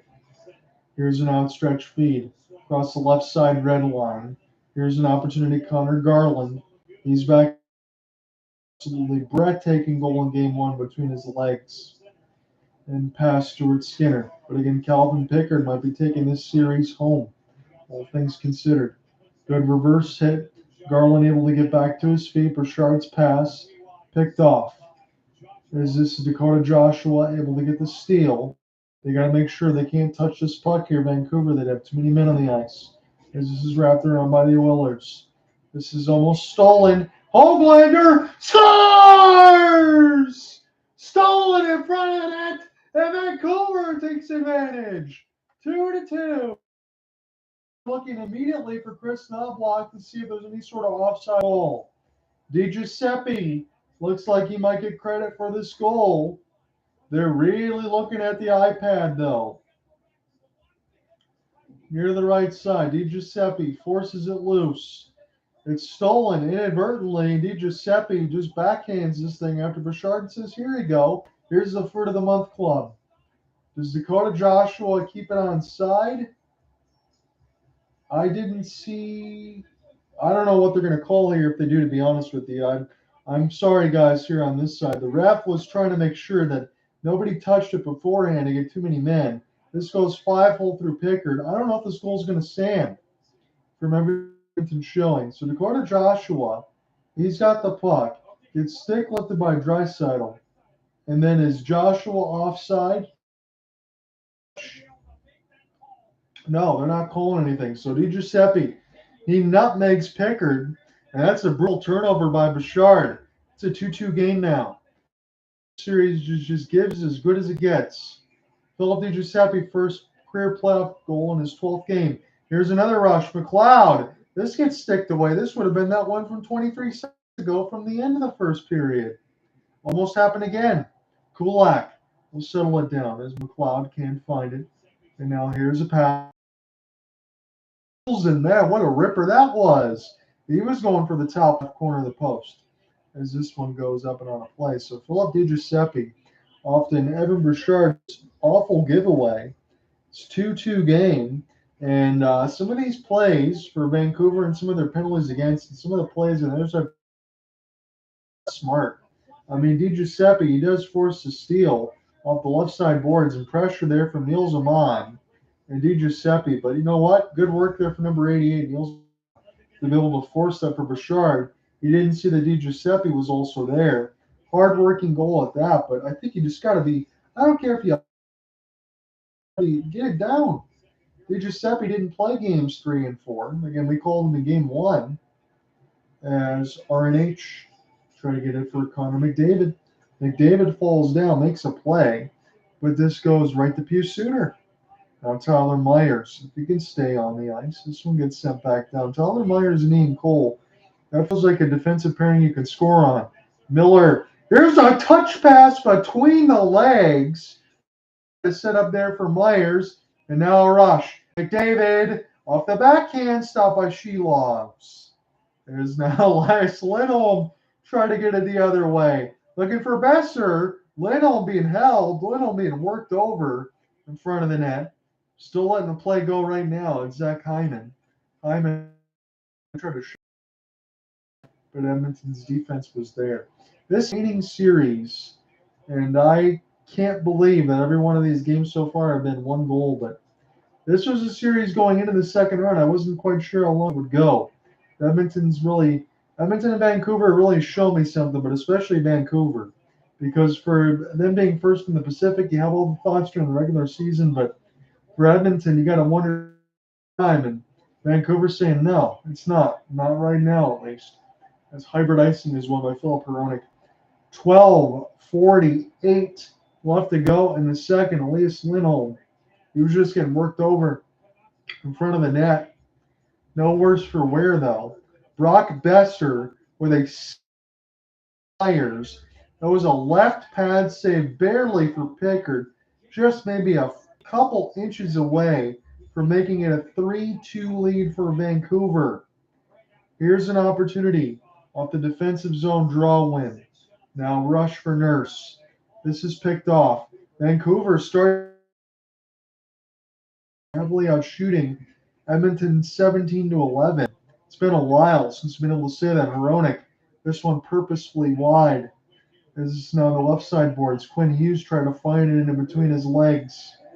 Here's Hronek now as this is rushing across the wall.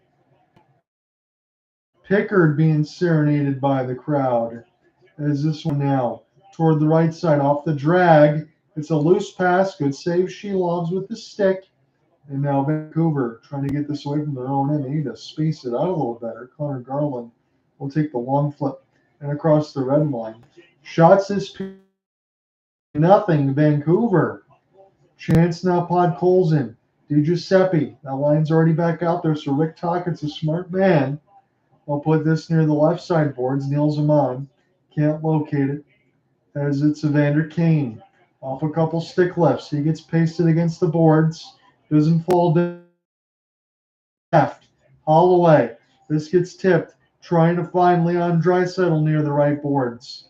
This is relocated by Vancouver's defense. Nikita Zadorov helps get it out. Here's a one-on-one against the goalie. Good save, Pickard. As this one is near the right pad. Zadorov. He gets taken down. And this one gets sent down the ice. 11-11 left to go in the second. Make a wish. And I think Vancouver's wish The score on the power play, Evander Kane goes to the box. When we go to a break, it is a power play for the Vancouver Canucks. If they can make it 3-2. Come right back.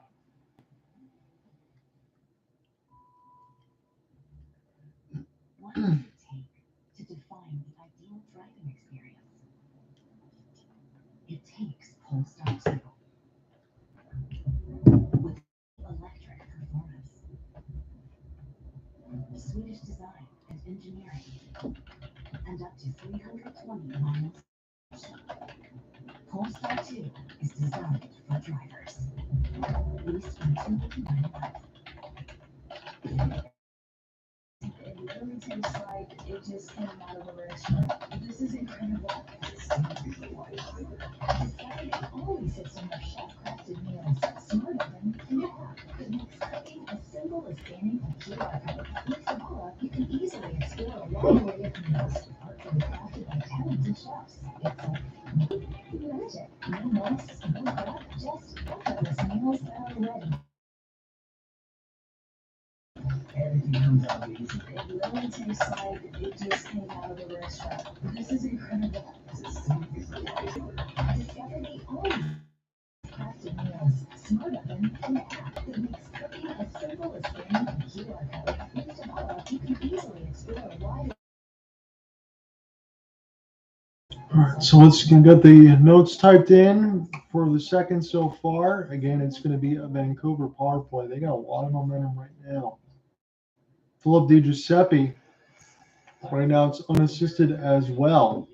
You could definitely give the nod to Neil Zaman for getting to get tied here.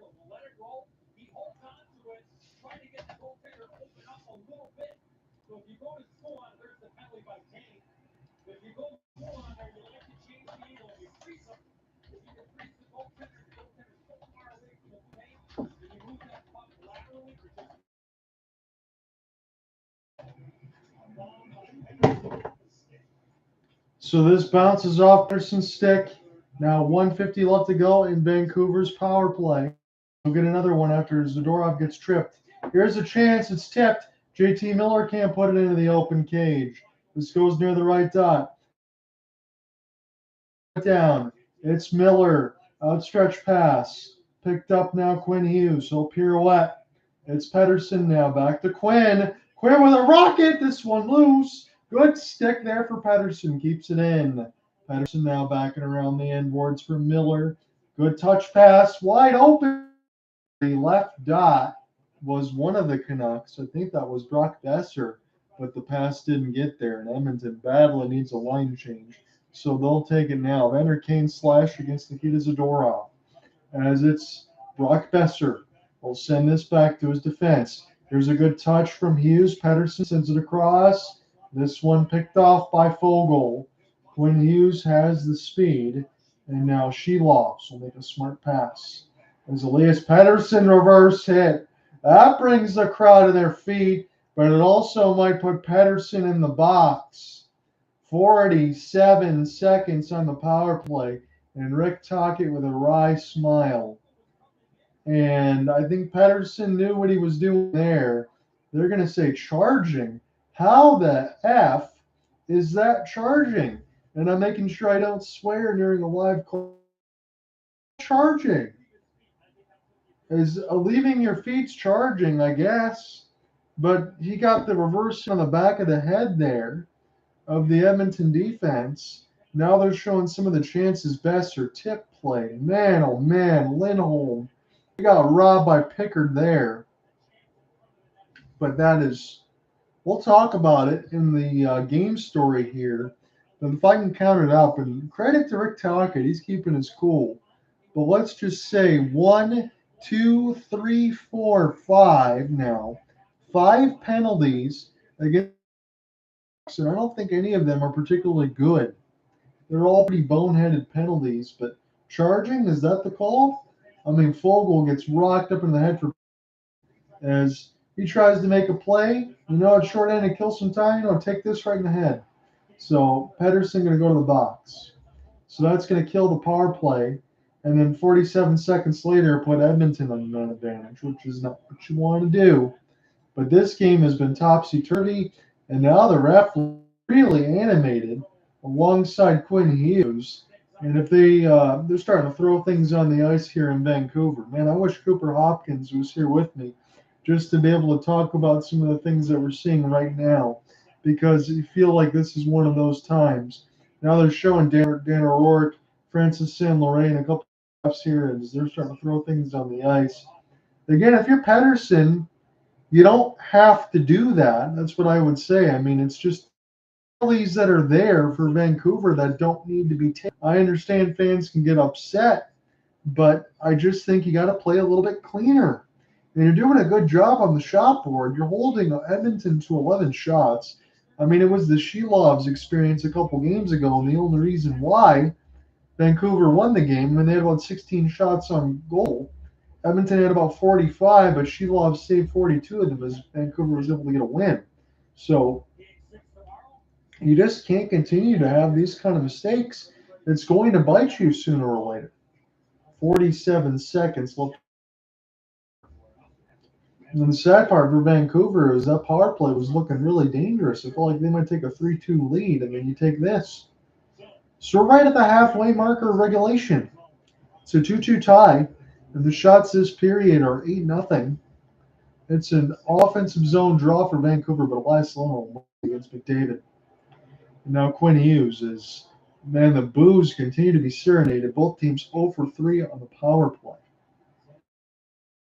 Up from Calvin Pickard. It's stolen right in the middle of the circles now. Set it up again for a slap shot. This one goes just wide. The Elias on the line with Miller. They're doing some work as Miller trying to get a couple stick chops in. But now an opportunity for McLeod. He'll race. Left side entry. He'll take Brister on off a severe angle. This bounces by McDavid. It'll hold it in. High slots. David stays on his feet. Got to watch him as it's Draisaitl. Stolen. Here's a chance shorthanded of Andrew Kane out of the box, and this is a long flip. 1 minute left to go in Edmonton's abbreviated power play as Elias Pettersson gets a charging goal. Here's Draisaitl. Back for RNH. Now Bouchard, who got thefted and gave up a goal against DiGiuseppe. RNH, McDavid, in behind the cage. RNH, near the right circle. Here's Bouchard, high slot. Back to RNH. Here's McDavid. Short side chance. Shilov's got it. 38 seconds left to go in the Edmonton power play. Again, McDavid can look one way and fire the other. And Shilov's didn't buy what McDavid. Their big save. Edmonton hasn't had a lot of chances, and Shilov's hasn't had to work that much in front of him. But Hyman was providing the screen once Draisaitl got the pass to McDavid near the left circle.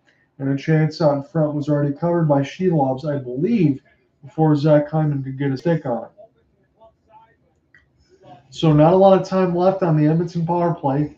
Game 5 when the series tied 2-2. McDavid's got 10 points in 5 games. His team needs his extra effort. He provides it. Again, that's a good call there. Throughout the history anyway. So McDavid with a stick chop, Draisaitl. This one goes wide. Kita Zadorov. They'll try to get it out. This will go D to D. Bouchard, Draisaitl, good stick in the lane. Zadorov trying to use his body to pry. This is put in behind the cage, but Draisaitl gets around Ian Cole. Ian Cole's had a tough series right now for the Vancouver Canucks, but you got a lot of money on the back-end defense. I don't really know how he fixed that. As this goes around the end board, Zadorov, it's probably why they got him. As this one's cleared down by Teddy Bluger and sent back to Calvin Pickard. Power plays for naught. Edmonton with just 12 shots with 7:50 left to go in the second. It's a 2-2 tie, though. It's Carson Soucy and DiGiuseppe unassisted. Janmark has the latest goal in the other way. Hronek does some nice moves in between his legs. It's a left pad save for Pickard. Putting him behind the end boards now for Boeser. Boeser now. He gets destroyed near the right side boards. Where is the puck? Boeser. He had a sweet deflection in game 1 that we called. This is picked up now for Kane. Kane sauce pass. McLeod, his feather, got knocked away from Vancouver's defense. Now it's the first shot on goal for Edmonton in this period as this is sent back down. From Rogers Arena. It's a 2-2 series tie. It's a 2-2 score line. Near the left side dot. Good move in between the side and front up the pass. This one gets blocked. Now near the right side. Niels Oman. Go ahead and locate it as Edmonton will survive it. We'll send it back down across the left side blue line. Sent down deep for Sheila. You don't want to turn it over. As Cody Ceci was also there trying to provide some pressure. Giuseppe gets tied up. This is sent back around Carson Sue. Pinball it down the ice. Not far enough for icing as Vincent Desharnais will get this for Darnell Nurse and they'll flip it in to the left side red line. Here's an opportunity for Ian Cole. Just get it out across the blue line, but it's stolen momentarily. And it'll get bounced up and out of play. 6:10 left to go in the second. Let's take a break. Filip Hronek in between three Oilers. And Pickard with a stick save. We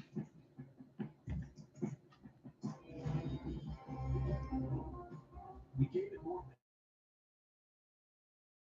design. And with Google Filter, we made it simple. With the all-new Prologue, we made it easy to go there. Just like this.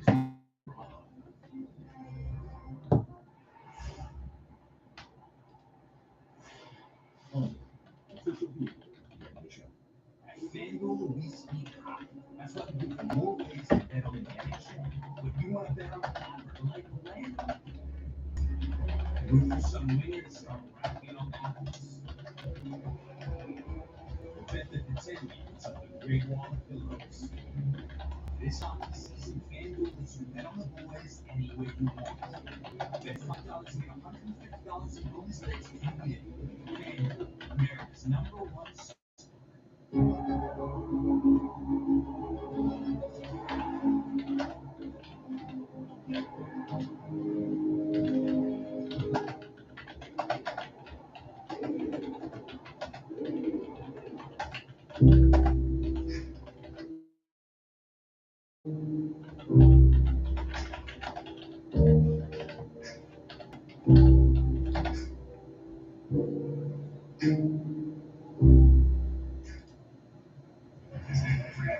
Hey, Coach, just very different than the first. What's changing your approach to this game? We're putting a lot of power. You guys stay out of the box. I think we're playing hard, though. Hey, Coach.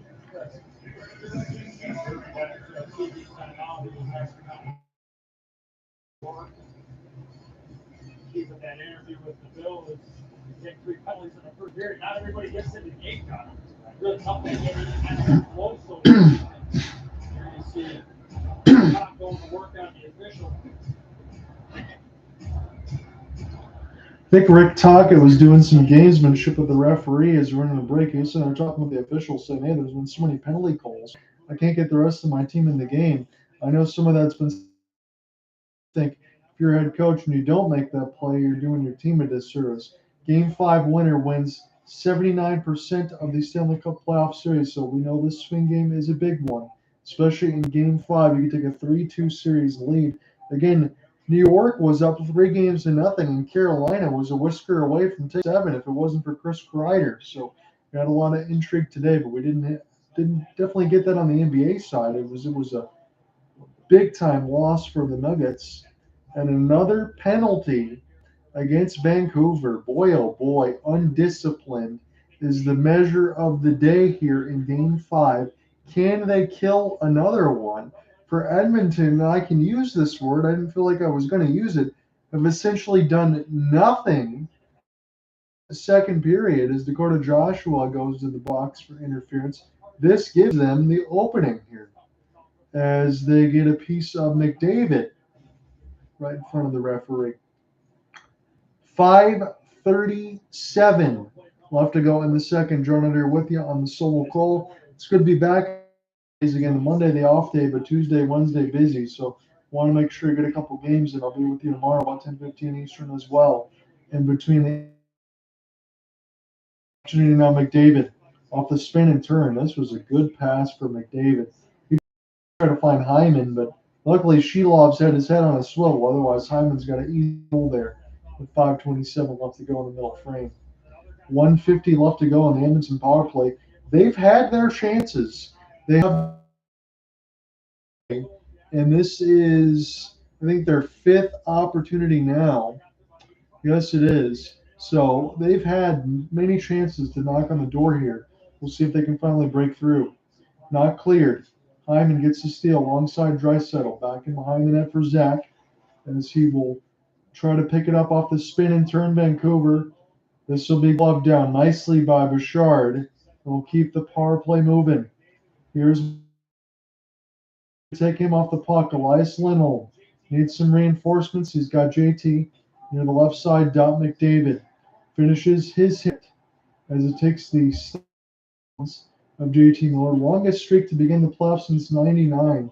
A power play goal in every game of the 2024 playoffs. But they don't have any today. That could be broken.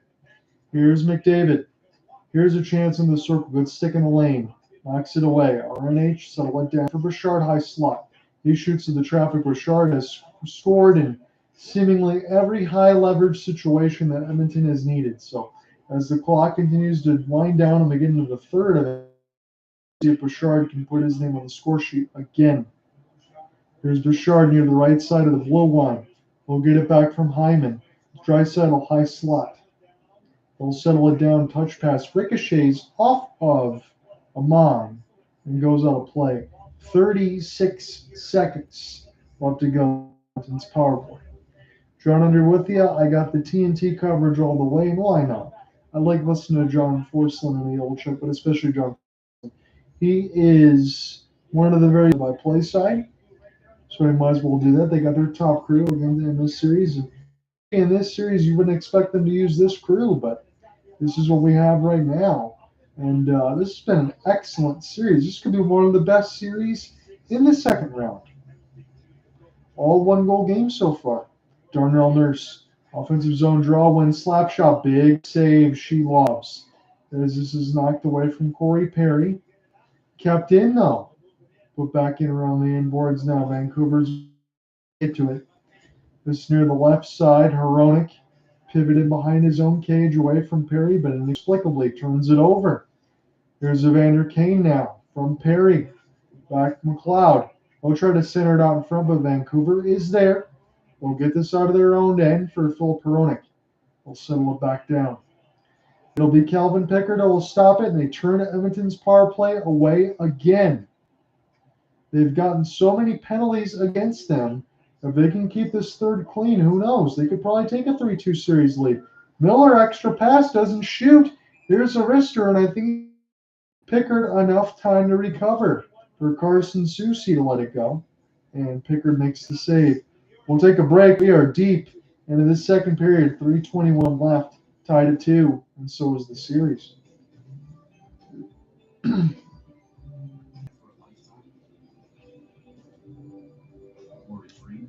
Thank you for voting, because I wanted to mention this in now. I said this is 11 votes.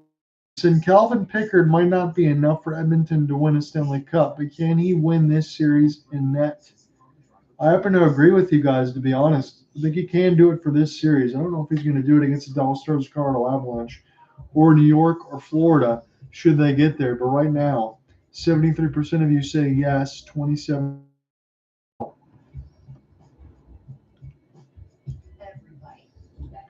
But that is something that I will agree with. These two are debating which $7 meal deal with fries, drink, and a sundae is the best full-size meal deal of all. Cheeseburger, chicken strips. There's something for everyone in the $7 meal deal, and did you taste good? My name's Hronek, and this is my business, Hacienda. We bring heirloom corn products from Mexico to every kitchen. I chose Cash Plus card from Capital One because I earn unlimited 2% cash back on everything I buy. With no preset spending limit, my purchasing power adapts to meet my business needs. And I reinvest my 2% cash back to help grow our business with new products, like our tabletop pasta dough. My Spark card helps me fulfill my mission of bringing pasta to the masses. What's in your wallet?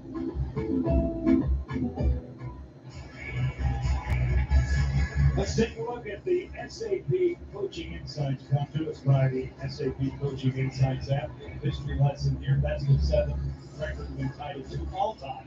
Only time for the worst, but you and I like to put it in that. Right. History's great for a lot of things, but most importantly, just to learn from it. I don't think anybody's got something for It's an offensive zone draw upcoming. Derek Ryan going to get set to take it against Neil Zaman. So bottom 6 lines are out there for both Kris Knoblauch and Rick Tocchet. Rogers Arena in Game 5. It's a 2-2 series, a 2-2 score. Every one of these have been 1-goal games. Shot up high. Calvin Pickard able to get somebody that really needs to get going. They're showing Paul Coffey on the other end. He was the one that should get a lot of credit, former Red Wing, that unlocked Evan Bouchard to get him going against still a really good youngster in this league who's going to score a ton of points in Edmonton for what they want to do. They also need another pair alongside to help out people like Darnell Nurse to keep that going. Vincent Desharnais is the pair. Quinn Hughes. This is centered out in front a couple of times. Here's a slap. Pettersson. This one goes wide. This is a really good period for the Canucks, with the exception of all the penalties. There's Hughes. Pettersson. He could snipe if he wants to. This side of the elbow of Pickard. In. Bounce off the referee. It's loose in near the left side, red line. Elias Lindholm able to get this one back to defense. This will be a chance for Pickard, but this one goes above the stick. Vancouver can't get a piece of it in tight, and Evander King even strength shot for Edmonton. That's how much they've been shut down. 2-10. Dylan Holloway, that will cancel it. That's their first even strength shot. Just their second shot of the period. 2:11 left to go in the second. So Vancouver, strong game, but yet it's still tied at 2. Calvin Pickard hasn't been asked to be a superhero, but he's been competent in goal, and that's what they need because really hasn't been in this series. And this might just be Pickard's goal crease, not only for this series, it might be his goal crease for as long as Edmonton goes. They're going to ride the hot hand. So this will be an opportunity now for Teddy Bluger and on the draw against Derek Ryan. Bluger can't win it. It's an offensive zone draw. Near the right side down here's a one-timer. This one gets partially blocked. Didn't hit Shelovs. Backing around for Derek Ryan. Trying to find McLeod. One-timer. What a stop for Shelovs with the left pad. As now it's Conor Garland trying to get it out. Hand is in the air from one of the Edmonton players, and Filip Hronek driving to the net. But Vancouver's defense is there, able to chip this out. Kick play. Nice play for the Edmonton defense. Try to see if they can transition into offense. As one of them going to go pick up a stick. Sent back in. 90 seconds left to go in the second. Jonah here within the call. Happy to be here because this is a fantastic game again. This series has been excellent. The series 27-15 on the shot board. They just updated it to 28 now for Vancouver. This has been the activity level they need. Now they just need to go ahead and they can take a 3-2 lead in the series. Here is an opportunity now for Myers. Very calm, cool, and calculated is Edmonton. Trying to get on defense. Here is a chance. This one canceled off by Pickard from Myers. And now down to the final minute. As this goes back, McDavid gets roughed up near the player's bench. No call. Miller, outstretched feed for Boeser. Boeser now. This will be flipped away from Pew Suter. And now Edmonton will go ahead and send it back down. 28 hits. Vancouver leading on that spot as well. As this one bounces off a couple bodies, and Mattias Ekholm, former Predators, but would pick up them for Edmonton for last year. As this is sent in for Filip Hronek. Bounced off the inboards, Connor McDavid. Time for one more rush, but again, Vancouver all over the zone. Nikita Zadorov down to 10 seconds. Maybe Vancouver got one more rush. Here's a slap shot. This one stopped by Pickard with the left pad. Down to 3 seconds. Edmonton trying to quickly race the other way. They don't get a shot off in time. Vancouver, they even it up. Giuseppe gets the only goal of the period. They heavily outshoot Edmonton in that second period. They had just 2 shots, 29-15 on the shot. But the score is tied at 2. And we come back. We'll call it the third period.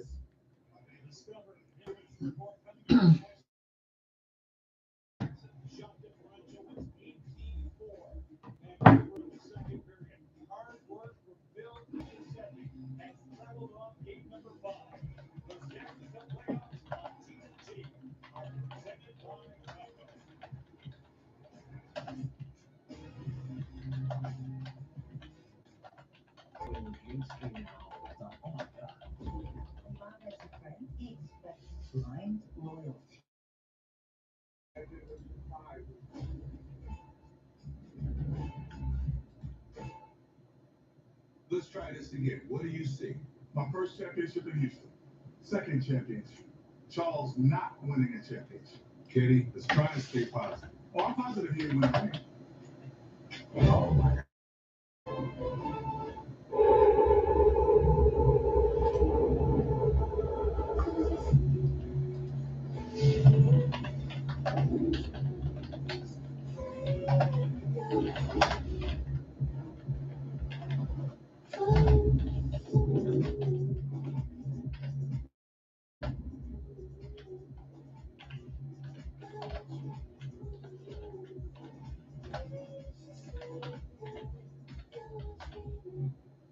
We love our new home, Great neighborhood, big backyard. but collapse.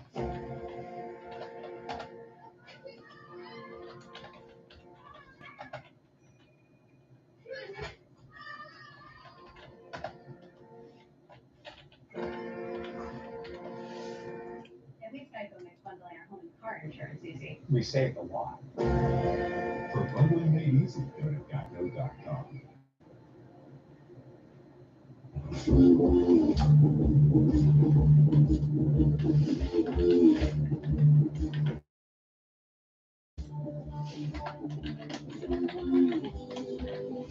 So let's give you the second period reset. I said hard-working shift from Vancouver gets them tied 2-2. First break and shots on goal was 7-0 for Vancouver. Vancouver gets tripped as Draisaitl tries to make a play. Get the steal on Bouchard. Giuseppe scores 5-hole on Pickard. That was the goal at 5:14.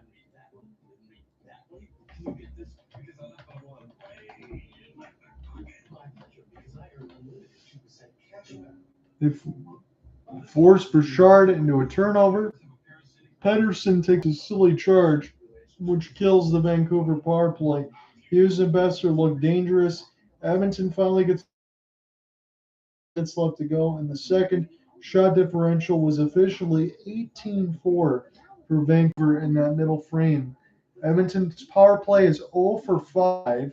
Vancouver's 0 for 3. Shots on goal 28-15 for the Canucks. Hits the same 30-14. Face-off 20 for Vancouver as well. Make sure I double check the face-offs. Yep, so Vancouver leading in all categories. Listen carefully, you'll hear the words of Michigan calling. Tony Sarah Hyman Nissan and Great Lakes. So right now, the Oilers have played a 5 far. This will be the 5th. So the Oilers have 10 straight games, playoff games.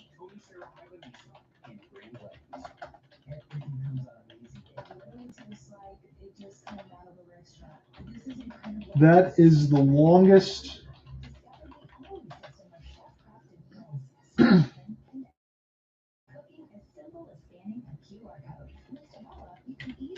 so if the Oilers score a playoff goal today.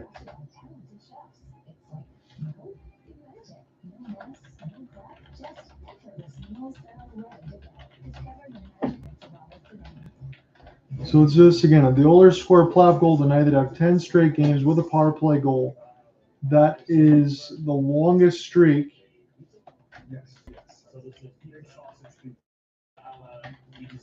since 1999.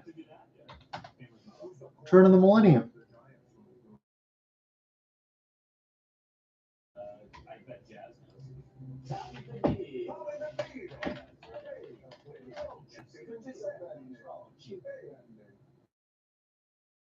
Opening this door. It's usually for the entire segment. Let's demo it. You probably should.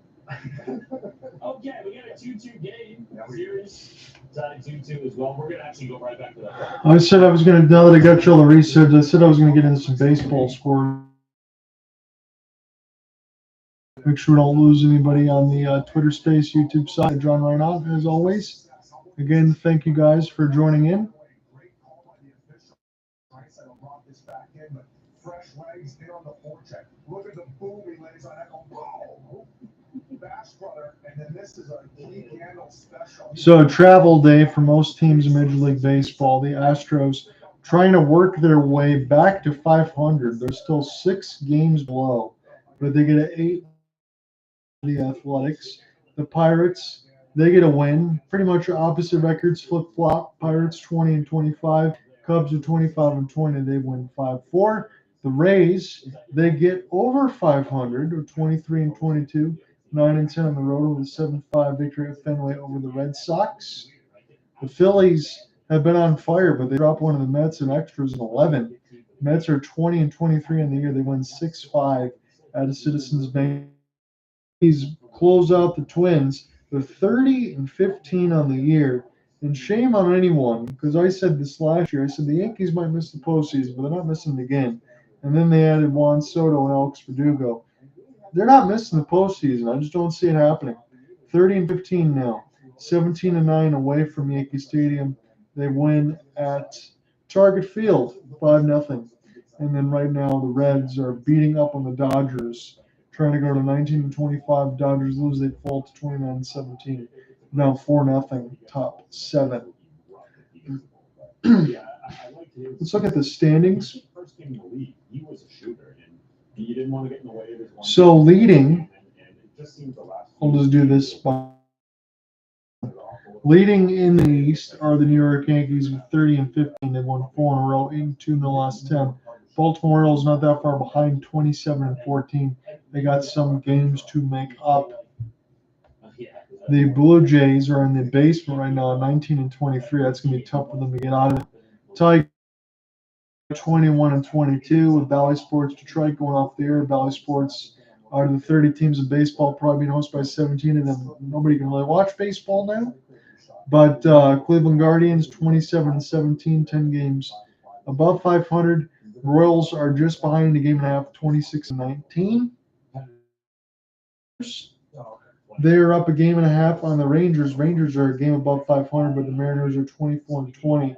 It's a very contested division, but you know what? If you're Seattle, a game and a half, yeah, you're up. But I will say this. I think you need to distance yourself a little bit more. I know it's still early in the year, but as we get close to that 50-game marker, start to separate, because I think Texas is going to find their form and Houston's going to find their way eventually above 500. So if you continue to hang around, that spot might be taken away from you. The thing that's holding the Mariners back is they're 9-10 on the road, but 15 at home. Everybody else in the AL West at home, Texas is 11-11, Astros 11-12, Oakland's 10, and the Angels are 6-16. So poor teams at home, poor teams on the road. Crazy. Phillies, they have a good sized lead over the Atlanta Braves. The 31-14 Braves are 26-14. So a lot of makeup games. It means they're going to be exhausted once they get those ones going on. Those are probably the pace in the NL East. Again, the Nationals, Mets, and Marlins. Marlins, especially in the basement. But they won 2 in a row over the Tigers off 2 shutouts. The Central still contested pretty well. The Brewers 26-17, the Cubs 25-20. But it looks like a 2-team race at this point. Brewers good on the home and on the road, 12-9, 14-8 on the road though. And the Dodgers They have a comfortable lead right now in the National League West. 29 to lose, they'd be 6 games up because the Pirates or the San Diego Padres 22 and 24, Diamondbacks 21 and 23. They might have to hope for a wild card spot.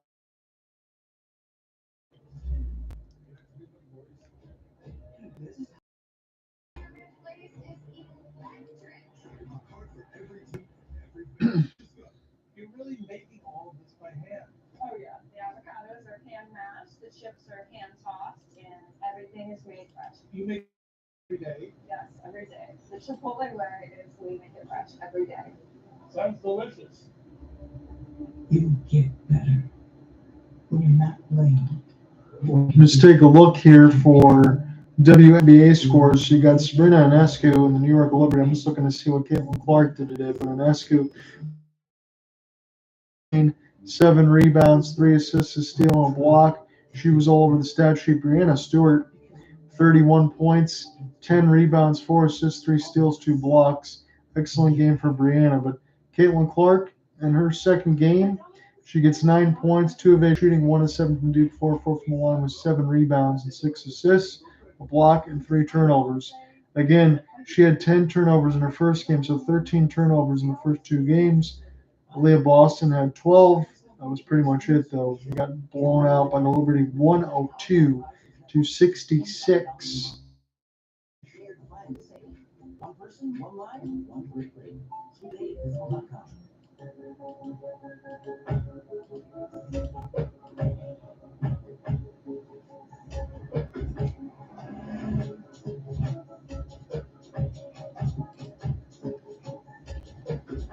Again, we gave you the Rangers reset.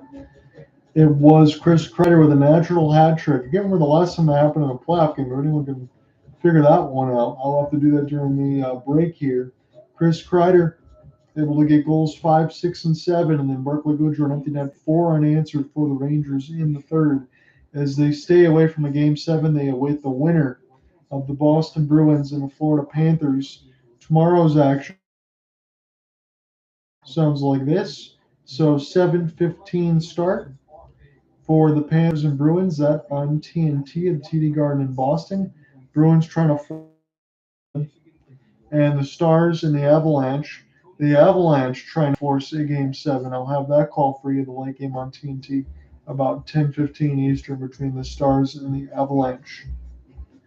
Will both Florida and Dallas punch their tickets to the respective conference finals tomorrow? That's tomorrow if we need Game 7. Should we need Game 7, I will cover that on Sunday night. Those times are TBD, but it is TBD for both the Bruins and Panthers and Avalanche and Stars. I probably will lean Stars, but if it goes to Game 7 and it's just one of them, we'll cover that on Sunday night.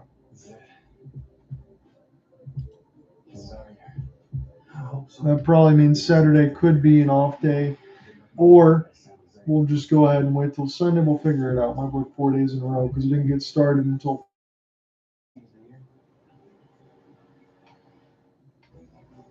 You're watching the Discover Intermission Report. Discover, the official card of the NHL.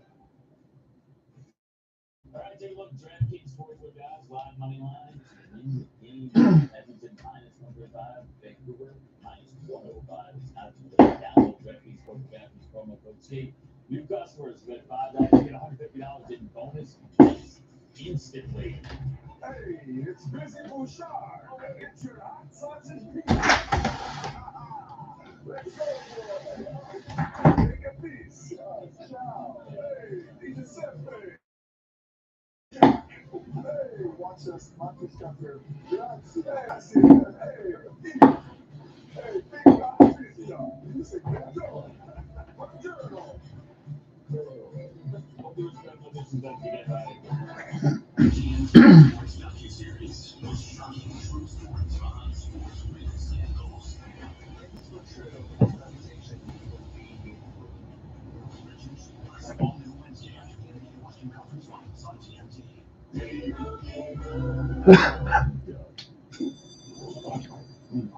someone needs to customize and save hundreds of car insurance within a new trend. That's fine.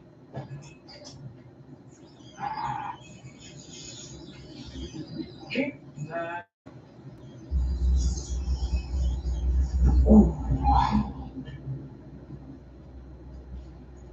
I thought you were right now. Only paying for what you need. Liberty, liberty, liberty, liberty. Men tell us when they use Just for Men to eliminate gray, there's a great before and after. Then there's the after the after. That boost you get when you look and feel your best. And that's why I'm one man shoot Just for Men. Hey, you seen this? Honey, where's the dish? There ain't one. You're telling me you can get direct TV stuff and you don't need a satellite dish? Oh, I used to love doing my business on those things. They're one sick pigeon. Them dishes kept the rain off our beaks. We just have different priorities. Satellite-free direct TV. Never thought I'd see the day. No, our lifespans are quite short. Stream direct TV without a satellite dish. I'm gonna do this thing with my neck just for a bit. Maria and Polio thought their life would never slow down. Then, one day, it finally did. You were made to find inner peace. We were made to try to find prices to paradise.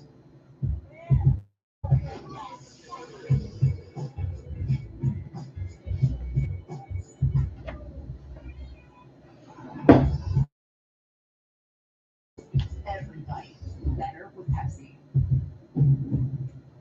To build the Honda CR-V hybrid, you get everything you love about the CR-V and kick it up a notch with clear power, where CR-V unlike any before. Adventure power with Honda, prime driver's most awarded brand and best history. The CR-V and CR-V hybrid, part of the Honda line of the vehicles.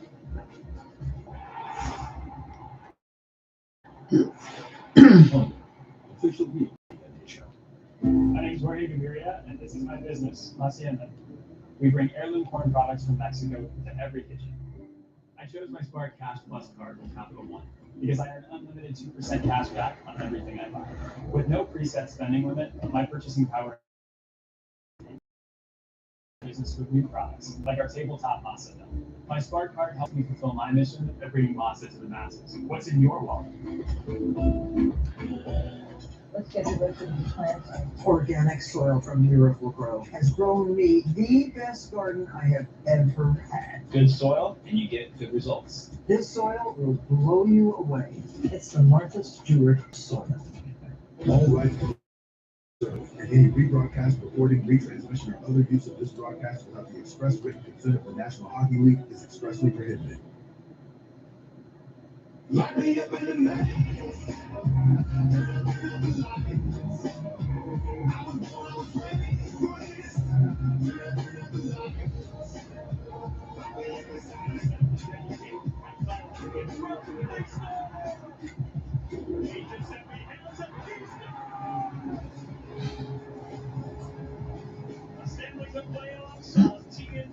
Presented by Geico on this beautiful night.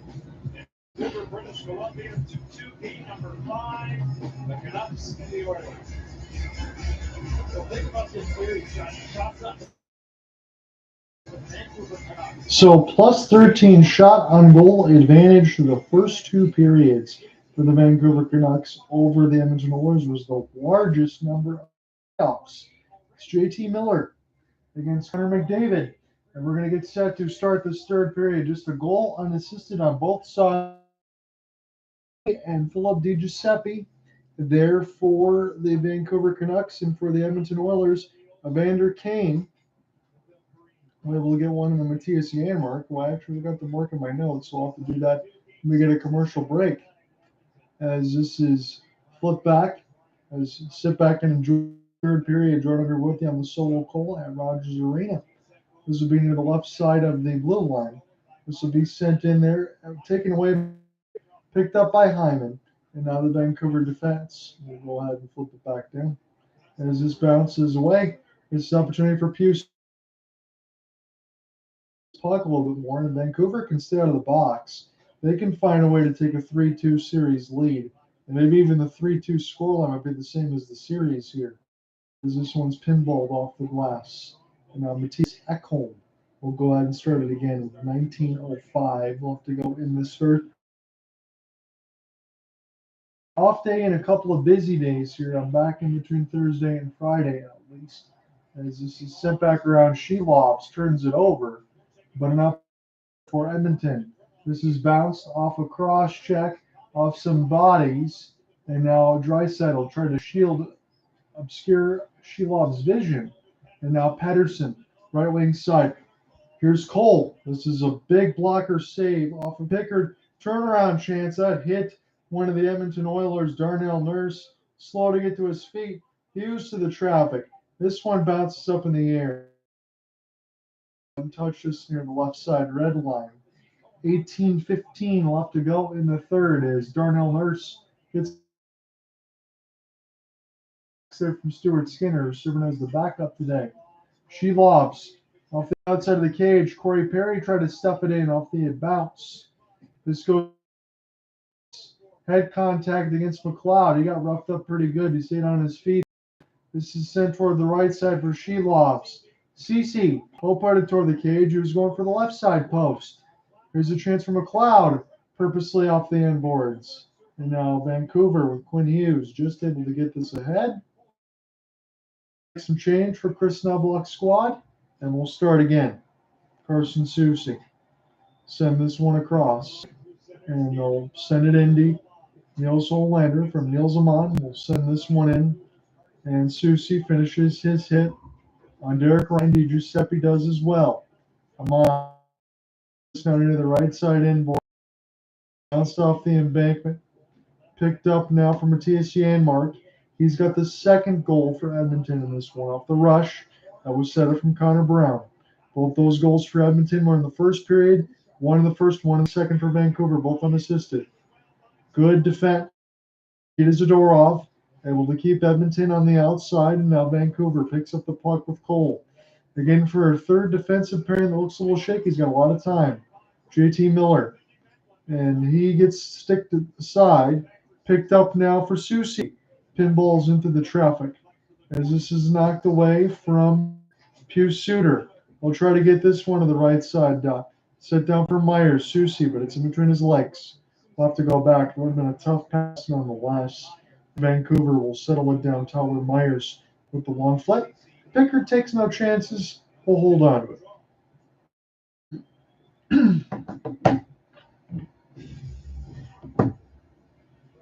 Looks like he's in, and here comes Mattias Zadorov. Really good stick beating with that. The exit out of the zone there by Ekholm, and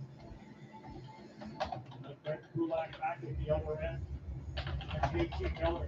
Miller does a nice job of getting that puck with the skate to the stick. Unfortunately, wasn't able to make a play. They saw Quinn, Vancouver, Holander goes to work. Tip! This one goes off the outside of the cage as we check back into the play-by-play. And now we get a tripping call. This one going to go against Edmonton. They had to do it. There was a chance right off the draw, and Elias Lindholm was there. He almost put it into the empty crease, if not for a trip. And now Vancouver gets a power play. So Elias Pettersson wins this draw, and Niels Hoglander works him behind the net. We'll get this near the right side dot. Hronek at pinballs. Oh, and Hoglander was wide open near the right side of the crease, and he banked it off of Pickard's leg and the post. So Pickard did get that first piece of that save. Then it hit the post. Man, oh man. And then Lindholm gets tripped on the other end by Kulak. That was one of the things I think Brett Kulak had to do. So JT Miller is a push, and this will be sent back down the ice. So Edmonton gets it down to Shelovs. Vancouver 0 for power play with 5 shots. Edmonton does not have a power play goal either.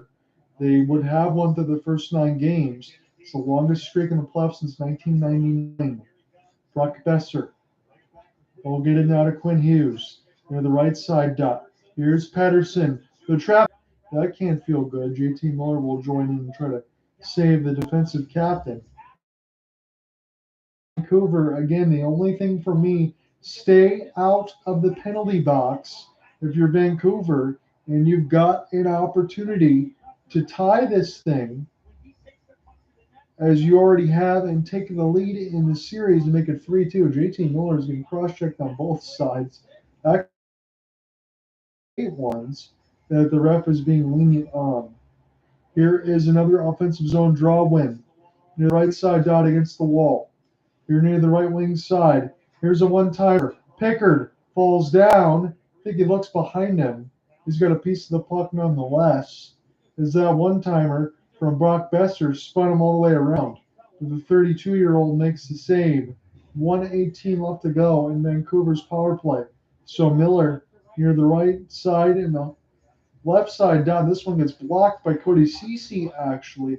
Pickard was trying to make the save, but Ceci, I think, saved a goal. So 1:18 left to go in Vancouver's power play. Another offensive zone draw win. Good work for them.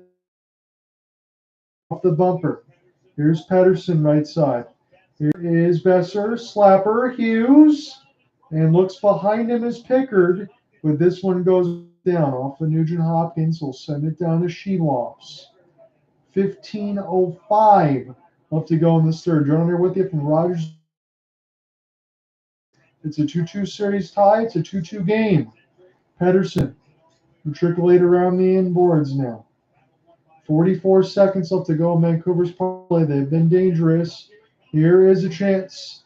Potential break for Fogle, but cut off by Vancouver defense. As this will be picked up by Edmonton. Sent down the ice again. So Vancouver was there. Fogle had a potential short-handed break. Here's an entry now, Quinn Hughes. 1-on-4. They'll get it near the right side dot. Hughes sends it slowly back around the inboards. See if Janmark can shadow him near the right side dot. Working in behind the cage of Calvin Pickard. Big slap. This one goes one. I don't know if Pickard ever saw it. As this one goes all the way back down to Sheeloffs. 14:10 left to go in this play. 0 for 5 for Edmonton, 0 for 4 for Vancouver. Both goals on even strength. Vancouver finds the entry again with Tyler Myers. Sends it back and around the inboards. They played an excellent game 5. Still tied though. Carson Soucy goes back to him. Send this around. So bounce off of Conor. Garland wraparound attempt. And Pickard says no. This will be put back near the right side red line. Edmonton escapes. They're going to try to take this right to left. It's picked off by Vancouver. The home jerseys in blue with the green striping got it. Here's Bloger. Garland. Pickard down. And Edmonton able to escape. They get it on an open left wing. Zadorov. McDavid spin. Sheelov's unsure. Makes the save. And now just knocked away. Here's an opportunity. Giuseppe. He lost the puck for a moment and almost got it back for a breakaway. My goodness. They would have lost their minds in the TNT part of the postgame stuff because they were already having fun with Di Giuseppe. As this is sending around the inboards. Again, he's got the game tying goal. This is icing against Edmonton. 12:56 left to go in the third. Watch different here by Quinn Hughes. Puts his head down and he leads quicker. It doesn't get any better than that. And Cole can really get up the goal and then back at the other end. Conor Garland right there. Boy, so close to the goal line. Another offensive zone draw. So far, Vancouver has been perfect in this period. And Pettersson just continues to get cross-checked near the dot. That's going to have to draw some ire from some of the fans. As this will be settled back for Tyler Myers. Trying to take this right to left. Here's Hughes. Already feels like he's being double shifted. As this one's sent in. Calvin Pickard's been pretty good. As this one now blocked to the right side dot. Hughes now. Full half skate. Try to get this in the high slot. Turnaround shot. This one gets blocked. And this will be picked up by Höglander. Send this one in deep for Elias Lindholm. Lindholm trying to find a lane. Gives it back to Quinn. Quinn lets it go. This one goes wide. Be picked up now for Ekholm. We'll get it for RNH. Back to Mattias Ekholm. Got to wait for RNH to get back on side. I'll just shoot it in from 80. and picked up by Vancouver, right to left. Vancouver now, sweet pivot, able to get this one to the right side. It goes off of JT Miller's stick, up and on. 11:53 left to go in the third, and now Miller, Hronek wants a piece of him, and Filip Hronek is really upset. I never really. 11:53 left to go in the third. We'll take a break. Was clearly designed to make an impression. And my first impression is, wow, it totally fits my vibe. The interior, it's luxurious. It really is. The back seat has a ton of room. Hello. I didn't realize this would have a third row of seating. Consider me wow. Discover what you'll love about the 2024 3-row QX60 with Infinity Premium Care, included only at your local retailer. To start a business, you need an idea. It's a pillow with a speaker in it. That's right, Craig. A team that's highly competent, I'm here for the internet. AT&T is super fast. reliable. You locked us out? Solution-oriented. And most importantly, Is the internet out? Don't worry, we have AT&T internet backup. next level network. I saw the pillow. Bookstores. I read that one. I read that one. I didn't read that one. Didn't read that one. Can you get this? Because I left my one way in my pocket. Because I earned unlimited 2% cashback. Well, this is fascinating. Did you know wheels and barnacles have a parasitic relationship? Oh, I love parasitic relationships. Let's go, barnacle. Unlimited 2% cashback in the Wells Fargo. Hughes and Hronek last place. Excellent teamwork by the two of them. And his puck is going up the wall, right? But watch Hronek fill in as they move, coming back to the ice. Look at this. Goldberg has developed this understanding. Okay, I need to come over back through the middle of the ice. So excellent job. Last time guys or no, all of a sudden, time and space is much more for Nugent-Hopkins to be able to make a play through the middle of the focus, intensity. Who will be the difference maker in Game 5? John Enzo, Elias Pettersson can't win the draw as Draisaitl will take it in the neutral zone. 11:45 left to go in this third. It's still tied at 2. Edmonton did not score in that second period. They have iced it. The shots on goal are 34-18, and that feels like a far cry. I mean, we've been waiting 4 games essentially for Vancouver to get the shot output level against Edmonton. Big 3 struggles today. McDavid, 2 shots on goal, no points. Hyman, 2 shots on goal, no points. Draisaitl, 1 point, 1 shot on goal, all combined -3. I think that's only for a handful of time. Draisaitl, Zadorov, try to get to it now. This is captured near the right side circle. Opportunity now for Vancouver to make a play. Still contested now. Niels Höglander, Dakota Joshua trying to find it. Vincent Desharnais pinned against the boards. Vancouver gets the steal. Yet again, Hughes gets his wrister blocked. We'll just go ahead and backskate now. 3-on-2 developing. Good hit there for Höglander. Draisaitl. His back pass only finds Dakota Joshua. As Joshua try to get this now, Conor Garland. He gets all tied up. Evander Kane will go ahead and find the entry. Try to take it left to right for the road whites and blue jerseys and orange striping. It's Cody Ceci. He'll bounce it off of Shelovs. And now Vancouver with Tyler Myers. Will hit this off the end glass. Be a race for the puck now. Opportunity, DiGiuseppe. And this one goes wide near the right side post. It's had a strong game as this goes down near the left side red line. Set down for Carson Soucy. Flip it in deep now as this will be spun around by Podkolzin near the right side dot.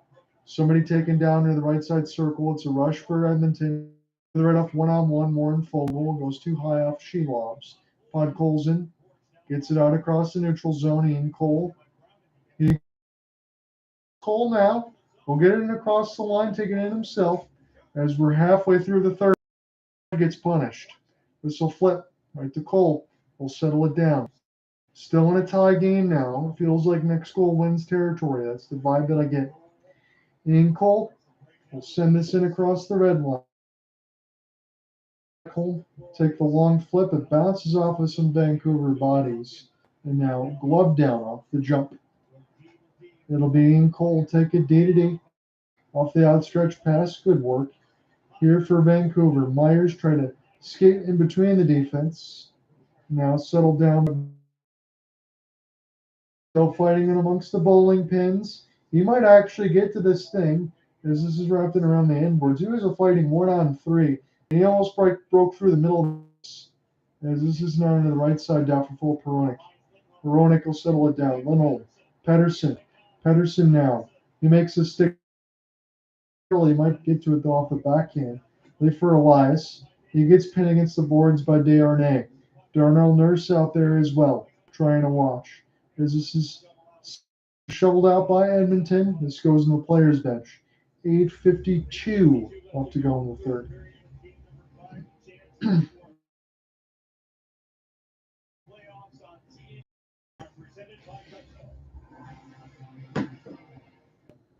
We love our new home.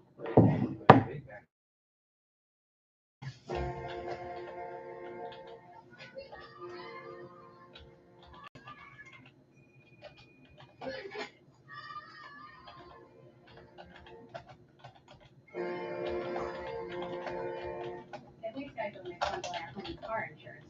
We saved a lot. For bundling made easy, Breakout.com.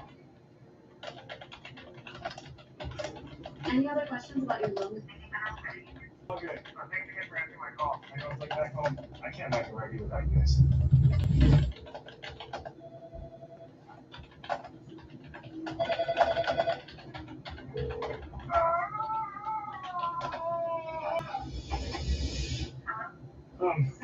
Are you still there?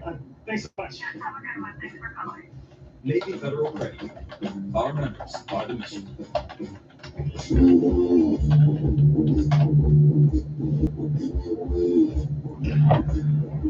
So as we're past the halfway point of this tie game, the third period, it's 2-2. Gets turned away on the power play again. It's been a great game for them, though, as the next goal wins. Di Giuseppe 5 gets canceled off by Pickard. TNT showcases McDavid, Draisaitl, and Hyman as the trio is a combined -3. McDavid just one shot on goal.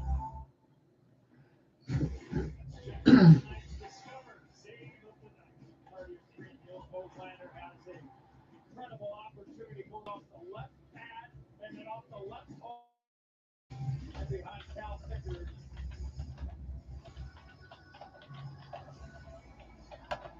Stop there. Joshua on that.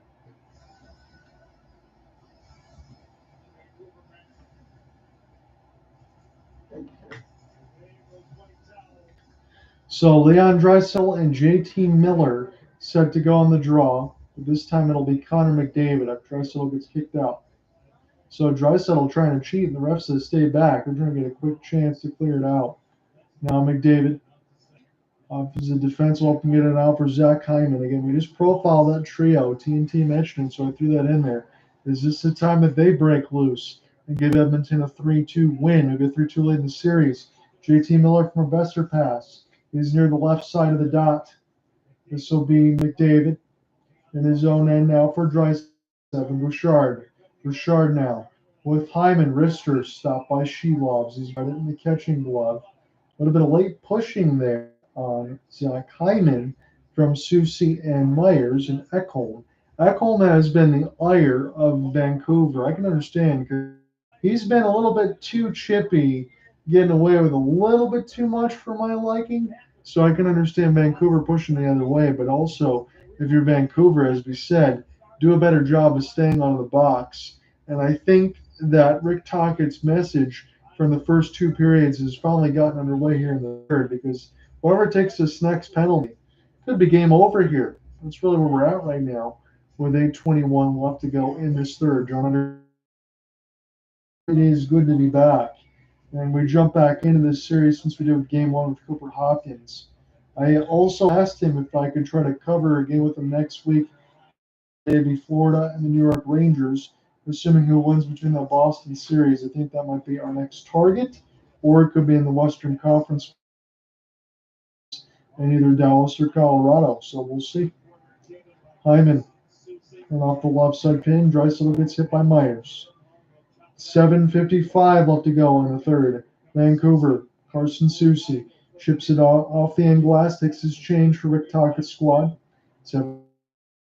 He got his pocket picked behind the net from Niels Amon, and Filip Giuseppe scored 5-hole. That was the latest goal that tied it at 2. It answered the Mattias Janmark goal in the first. It was 2 goals in the first for Edmonton. Chance denied by Shelobs. Off the wraparound attempt for Corey Perry. Evander Kane trying to stuff it in. And that will get more of the meeting of the minds with 7:33 left to go in his third.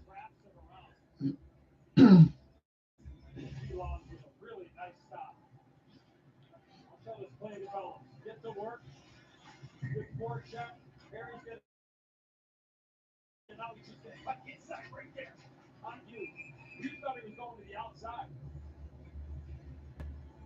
Sure, when they watch the tape on that, if you're Hughes, you want to be a little bit more closer to the net and make sure that he cannot beat you to the inside there. Force him to go the long way. The veteran was able. Defensive zone draw. That's a big one here for Teddy Bluger. Ryan McClung trying to win it and give Edmonton the lead with 7:33 left to go. It's still a 2-2 tie. That's exactly where we are in the series as well. Vancouver, British Columbia. Corey Perry. He gets tied up with Nikita Zadorov. 2 very big human beings that you don't want to mess with. It's now near the right side as Bluger will get it out. We'll shovel it to pass.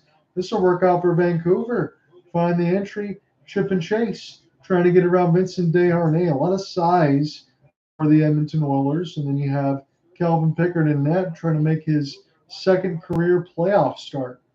Because Stuart Skinner has been chasing Conor Garland off the spin. Zadorov slapper. This one stopped by Pickard. Settle back down to Nikita. And he'll slowly get this in across the red line. Corey Perry, shovel it back. 6:40 left to go in this third. John Under with you on this solo call. It's a 2-2 series and a 2-2 score between Edmonton and Vancouver. Nothing between these two teams right now. Vancouver, I think this has been their best effort with the exception of the penalties. That's been a little bit undisciplined, but shots on goal 34-21. They're doing a good job against that Edmonton top line. That's hard. Changes for Rick Tocchett's squad. This one gets fired in. There's a pass in between the legs, but the Vancouver defense is there. Here is a chance off the one-timer. This one goes wide near the right side post. Cece trying to keep it in. They'll say he can't, as Boeser was in his grill. 6:05 in this third. As we get some more replays here, Tyler Myers, a full goal chance, try to set that up for a one-timer near the left circle. McDavid getting back on the ice, and McDavid was the one that was waiting for the one-timer, and he shot it wide, and he was coming right off the change. So McDavid might get set to take this draw. It's in the neutral zone. They'll win it back. So Edmonton's got puck possession. They'll gain this in across the red and fire it. It'll be Tyler Myers. He's got to be careful with this pass. It's Brock Boeser. Here's a good feed from 50. It's JT Miller. Miller now, off the backhand, trying to get around Connor McDavid.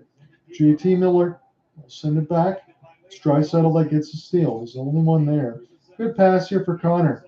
Connor's got the speed. He's got the wrister as well. This one goes wide, though. Zach Hyman off the wall. We'll get it back to D. Connor McDavid, number 97, off the end. Cody Cece gets hit, loses the puck, and this goes back down for one-on-one. Nice work against the left side. Vancouver. Send it back around there. It is Brock Boeser. Try to see if they can get it out off the lift. This goes into the player's bench. 5:12 left to go in this third. We'll take a break. We're still tied at 2. No goals in this third. It's still a 2-2 game. You know what's brilliant? Ori. Think about it. Ori is the unsung catalyst for gold. What straps gold into a rocket and hurls it into space? Ori does it. Ori makes I know Sheila is asking if I can flip the camera on TV. You're not the only one that's asked. If YouTube allowed me to do so, I would definitely do, because otherwise we can't do these streams anymore. I've already done hundreds of these.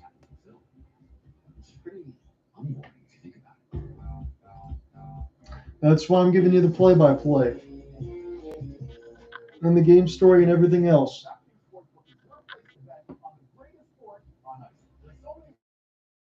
Unless I worked for Sportsnet or TNT, I wouldn't be able to do that. Is deserving of some victory stick taps.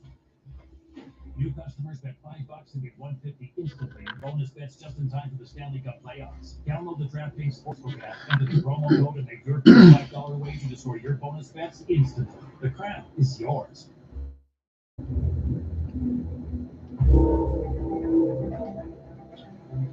Engineered to minimize noise and built for adventure, which can also be your own quiet cabin in the woods. The fully electric Q8 e-tron, an electric vehicle that recharges you. How we get there matters.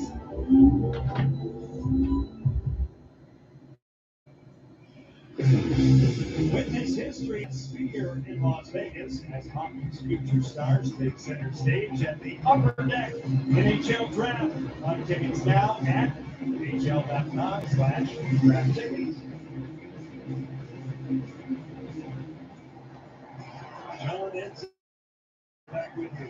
Here's Vancouver. Big States, regulations on Game 5.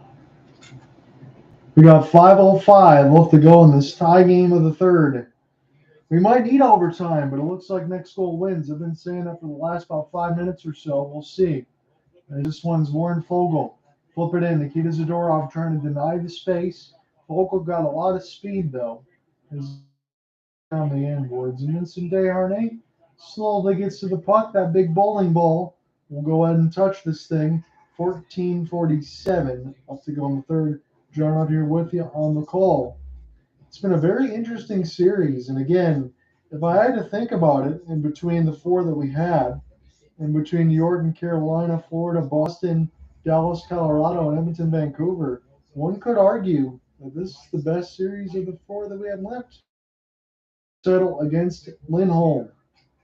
And Elias Lindholm try to win it back as Hyman. They got McDavid out there with Draisaitl right now, so measure the moment for Kris Knoblauch's squad. Here is Elias Pettersson. They'll try to shovel it ahead. They will do so. Pettersson, he's got it. Good stick lift there from. Was able to get this one down the ice with the stretch pass. Zach Hyman off the pin. It'll be an opportunity for Vancouver to try to get this one out. And now Bouchard. He's got it. 3-on-2. Try to give it right back to Bouchard, but it's just wide to the left side of the crease. Left to go in this third. John out here with you on the call, watching the TNT Sports side, as this is McDavid, toe drag. He's pinned against the wall. We'll see if anyone else can find it right now. Connor McDavid, Zach Hyman, top line is out there. JT Miller, this is. He'll be closed off by Cody Ceci. Got to be careful not to do too much. Here's a slap. This one goes play. 3:34. I thought Cody Ceci had it, but here emerged JT Miller with the puck. He said, you know what? I'm getting tired of the edge of my ship. Get this thing off the slapper. So Suter makes a play, and the puck, Suter just stays with it. Leaves it here for Miller, who just flexes on a slap shot. And this one, thankfully for Edmonton fans, gets blocked before whatever hit Calvin Pickard. 3:34 left to go in this third. Ryan jumps a little early on the draw. Now he does so again. He said, you got one more, you're out of here. So it's Teddy Bluger here. Ryan is jumping so much. He's got to get the heck out of the draw. He's trying to cheat. So one more of those, and they're going to take them out. That'll be an automatic penalty. So Connor Brown can't jump at all. Vancouver. Connor Brown's going to not win this clean. Hughes. Send it around the end boards. It'll be an opportunity to go to Joshua. Try to get this now near the right side boards. Garland, they're watching. This goes back to defense. It's Quinn Hughes. Now Filip Hronek with the wrister. This one gets saved by Pickard. Cody Cece. This will be pinched. Hronek tries to get a steal. 3:05 left to go in this third. This is sent back down. Mattias Chase. Again, he had the go-ahead goal for Edmonton in the first period, but Philip DiGiuseppe tied it unassisted, and Carson Soucy opened the scoring. Here's a chance stopped by Shelovs, and that is Janmark who let it fly. 2:50 left to go in this third.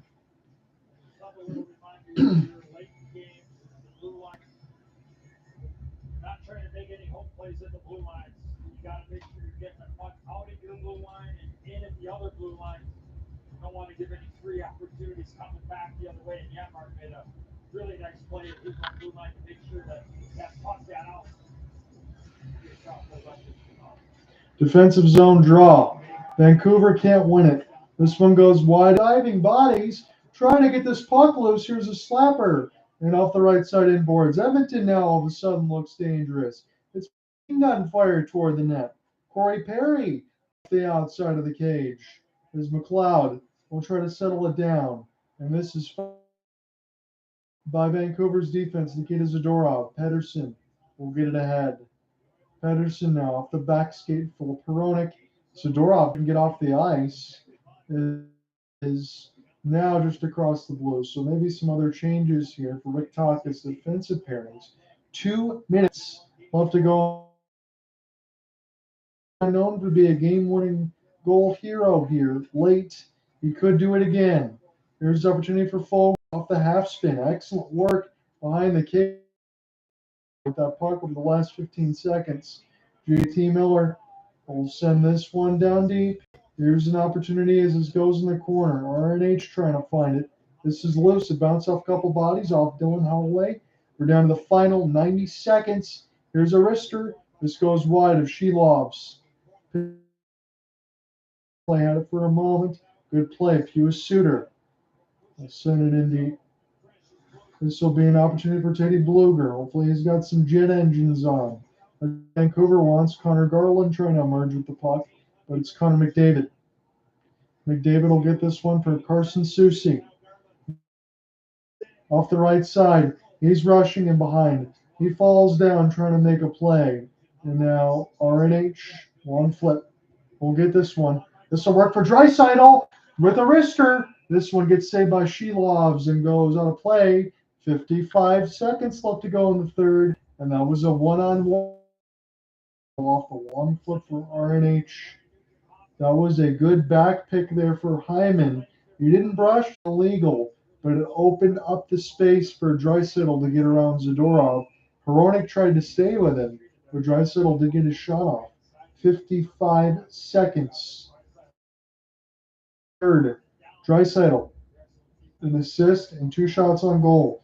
This is an all-important draw. Draisaitl and Lindholm. McDavid off the off wing. This second around the inboards, Carson Soucy trying to get it out. Here is Elias Pettersson. Pettersson off the stick chop. He makes a dive time, and this will be picked back up now by Vancouver. We'll flip this one ahead. Now 30 seconds left. Vancouver with the puck goes off the outside.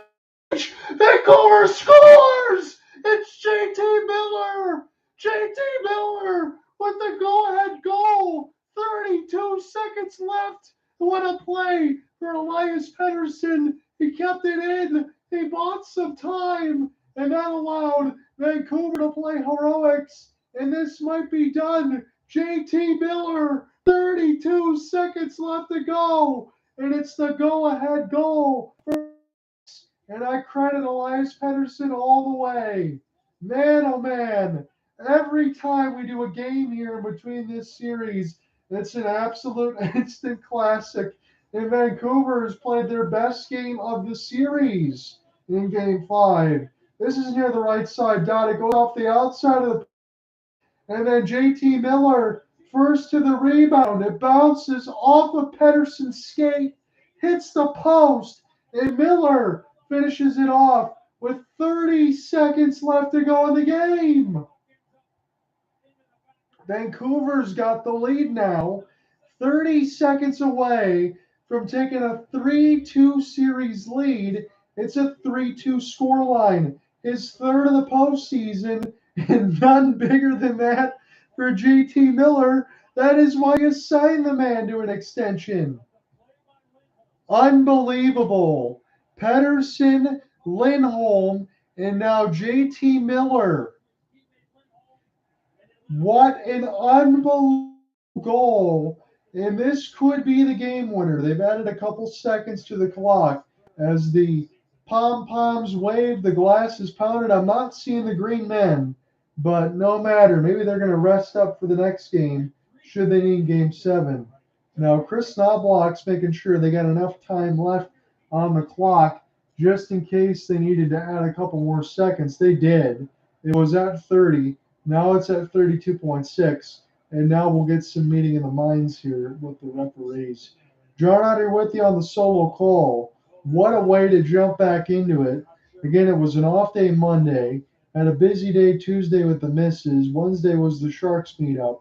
And we get a chance to go back into game action. Another 1-goal game. This would be the 5th straight in this series. 3-2 is the lead for Vancouver. JT Miller, 30 seconds left. 2-2 is the series. Vancouver trying to take a 3-2 series lead. They want to move on to play Colorado. And who says they can't be clutch? There's Miller. This one shoveled down to Pickard. He's had a great game, but right now his team needs to score again. 20 seconds left. Pickard trying to leave his goal crease. Empty net. Down to 13. This goes to the left side. Bouchard. His pass picked off. Vancouver smartly, slowly off the end glass. Down to 5. Edmonton needs a shot. They'll take it. Shelovs cancels it off. And JT Miller wins this game for the Vancouver Canucks. He scores with 30 seconds left to go. And they're going to save one more faceoff. I think it's not going to matter, though. 0.4 of a second left to go on the score clock. And it looks like we're going back to Edmonton with them down 3-2. Shelovs just kind of punched that thing near the right side dot. And the lights and everything went off. They'll have a chance essentially for a second celebration with 0.4 left. Now they're going to say 3.2. So this is a big break for Edmonton. JT Miller's getting the chance from the crowd. That is awesome. As it's Leon Draisaitl. And on the draw against JT. That's it. JT Miller with the game winner. Vancouver wins 3-2. They now lead the series 3-2. They go back to Edmonton with a chance to finish it off. First time since 2020, a win away from the Western Conference Finals. Your hero as the Vancouver Canucks win this one 3-2 and take a 3-2 series lead. Boy, oh boy, these Canucks are kind of cardiac, and I enjoy watching them at Rogers Arena. We'll see you tomorrow between Dallas and Colorado. We might see you back for Saturday night in between Vancouver and Edmonton. I might just have to. See you guys. We'll talk tomorrow night about 10:15 Eastern.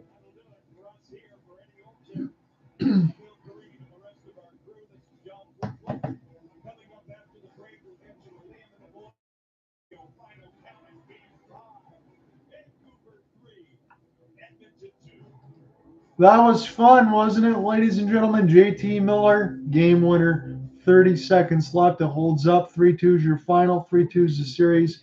I'll see you back on Friday night between the Colorado Avalanche and the Dallas Stars. Hope you enjoyed this one. This was another epic game. This series continues to deliver. Peace. See you then.